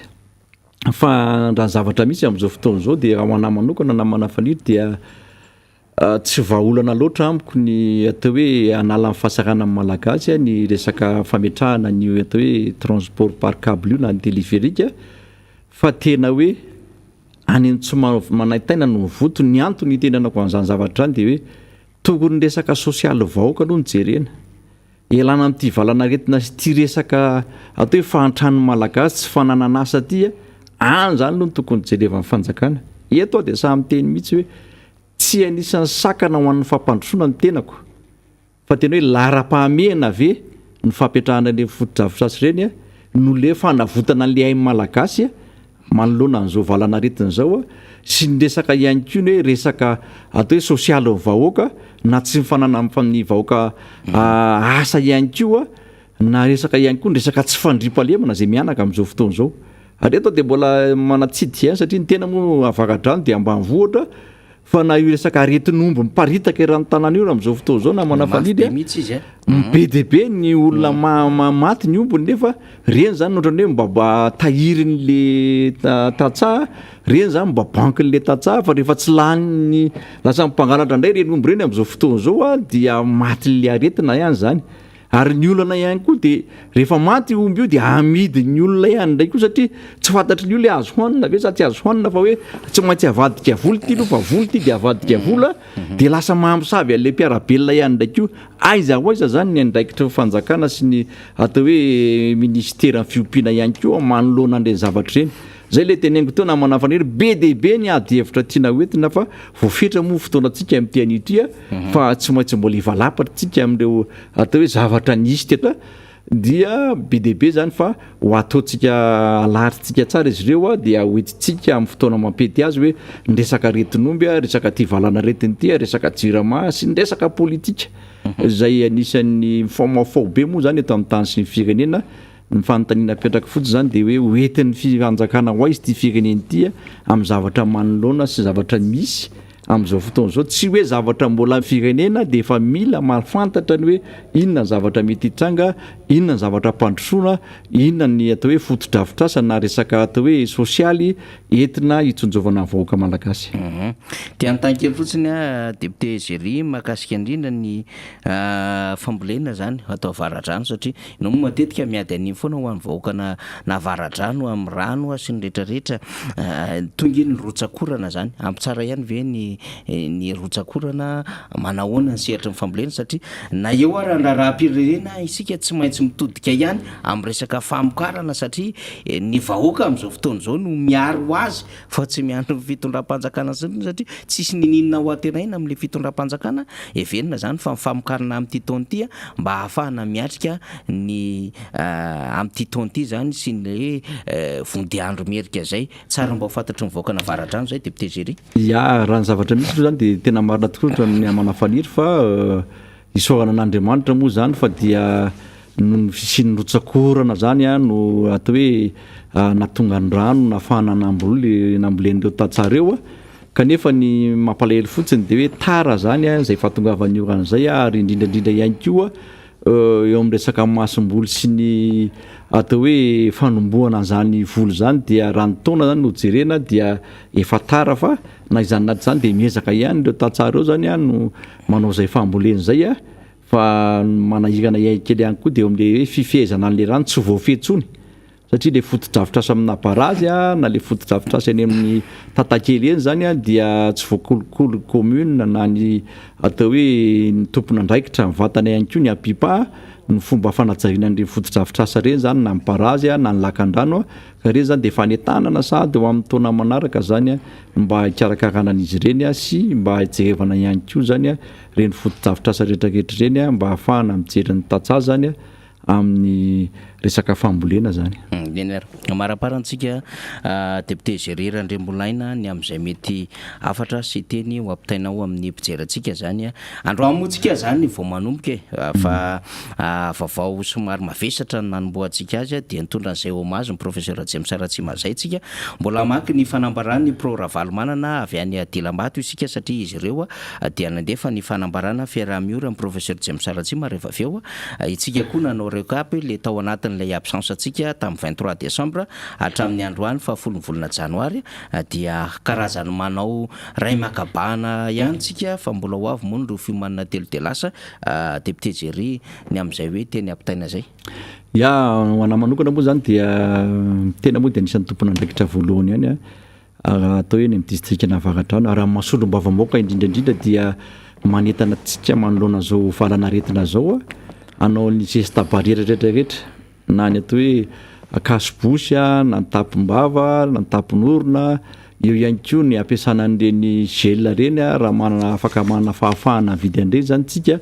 fa raha tsy manana fahafahana dia mifanasana tanana amin'ny savony io ihany koa dia ahafahana miady an'io aretin'io zany dia faharoa manarakaraka an'izay manentana antsika ihany koa manatina an'ireny tobi-pahasalamana reny na CSB2 na CSB na any amin'ny hôpitaly hanao vaksiny fa raha ny zavatra fantatra aloha amin'izao fotoana izao dia tsy misy afa-tsy ny fanaovana vaksiny no ahafahana zany miady amin'ny valana retin'io fa ny fitsaboana moa iny miankina fitahin'Andriamanitra ihany koa sy fahaizan'ny dokotera mitsabo fa dia tsy misy afa-tsy ny hoe misoroka aloha zany ny tsara indrindra manoloana le valana retina misy eto amin'ny tany sy ny firenena. Niara misaotra ny député Géry Randriambolaina tsika ary dia maraparantsika ovakitsika zany ny fanambarana zay nataon'ny pro Ravalomanana avy any Dilambato zany mikasika ny fahalasan'ny professeur James Ratsima amin'ny alahelo lehibe no nandrenisanay fa nodimandry tomboklahy James Ratsima lasa ny andrarezina folakandry ny ankinana Torivato ny andiavana ny fianakaviana mafy nisy fisarahana tany kanefa moa zoy tokana tsy azo ialana raha fahafatesana ary lalana tsy maintsy izorany miakan'refambaravarina rehetra koa ka mirary fiononana feno ary koa makahery ny fianakaviana izahay. Namela ohatra lehibe teo amin'ny fireneny tompoklahy tamin'ny fahasahin'ny joro amin'ny fahamarinana ary nanome ohatra ho an'ny taranaka mandrea-piadanana ianao tompoklahy James Saratsima. De tahaka izao ny azo ambolena eo amoron'ny rano velona izy izay mamoa amin'ny fotoanany, ny raviny koa tsy mba malazo ary ny asany rehetra dia ataony lavorary avokoa. Salamo voalohany andininy fahatelo no vakitsika iteo. Zany tenin'ny soratra masina izany no zaraina hoentinay maneho ny fakasitrahanay ny zava-bitany ho an'ny firenena izay lova tsara ho an'ny taranaka izany. Izay zany ny fanambarana fanehoana fiaraha-miory ho an'ny profesora James Saratsima izay nodimandry zany ho an'ny fianakaviany ihany koa sy ho an'ireo namany akaiky sy ny namana mpiara-mitolona izany. Amarana ny fandarantsika dia iresaka aloha hevitra hafa eto dia efa manatsidika antsika fa iresaka ny jirama io tsika raha pito satria dia manakambara betsaka tsika mitohy ny fanapotehana ny orinasa jirama, mitohy ihany koa ny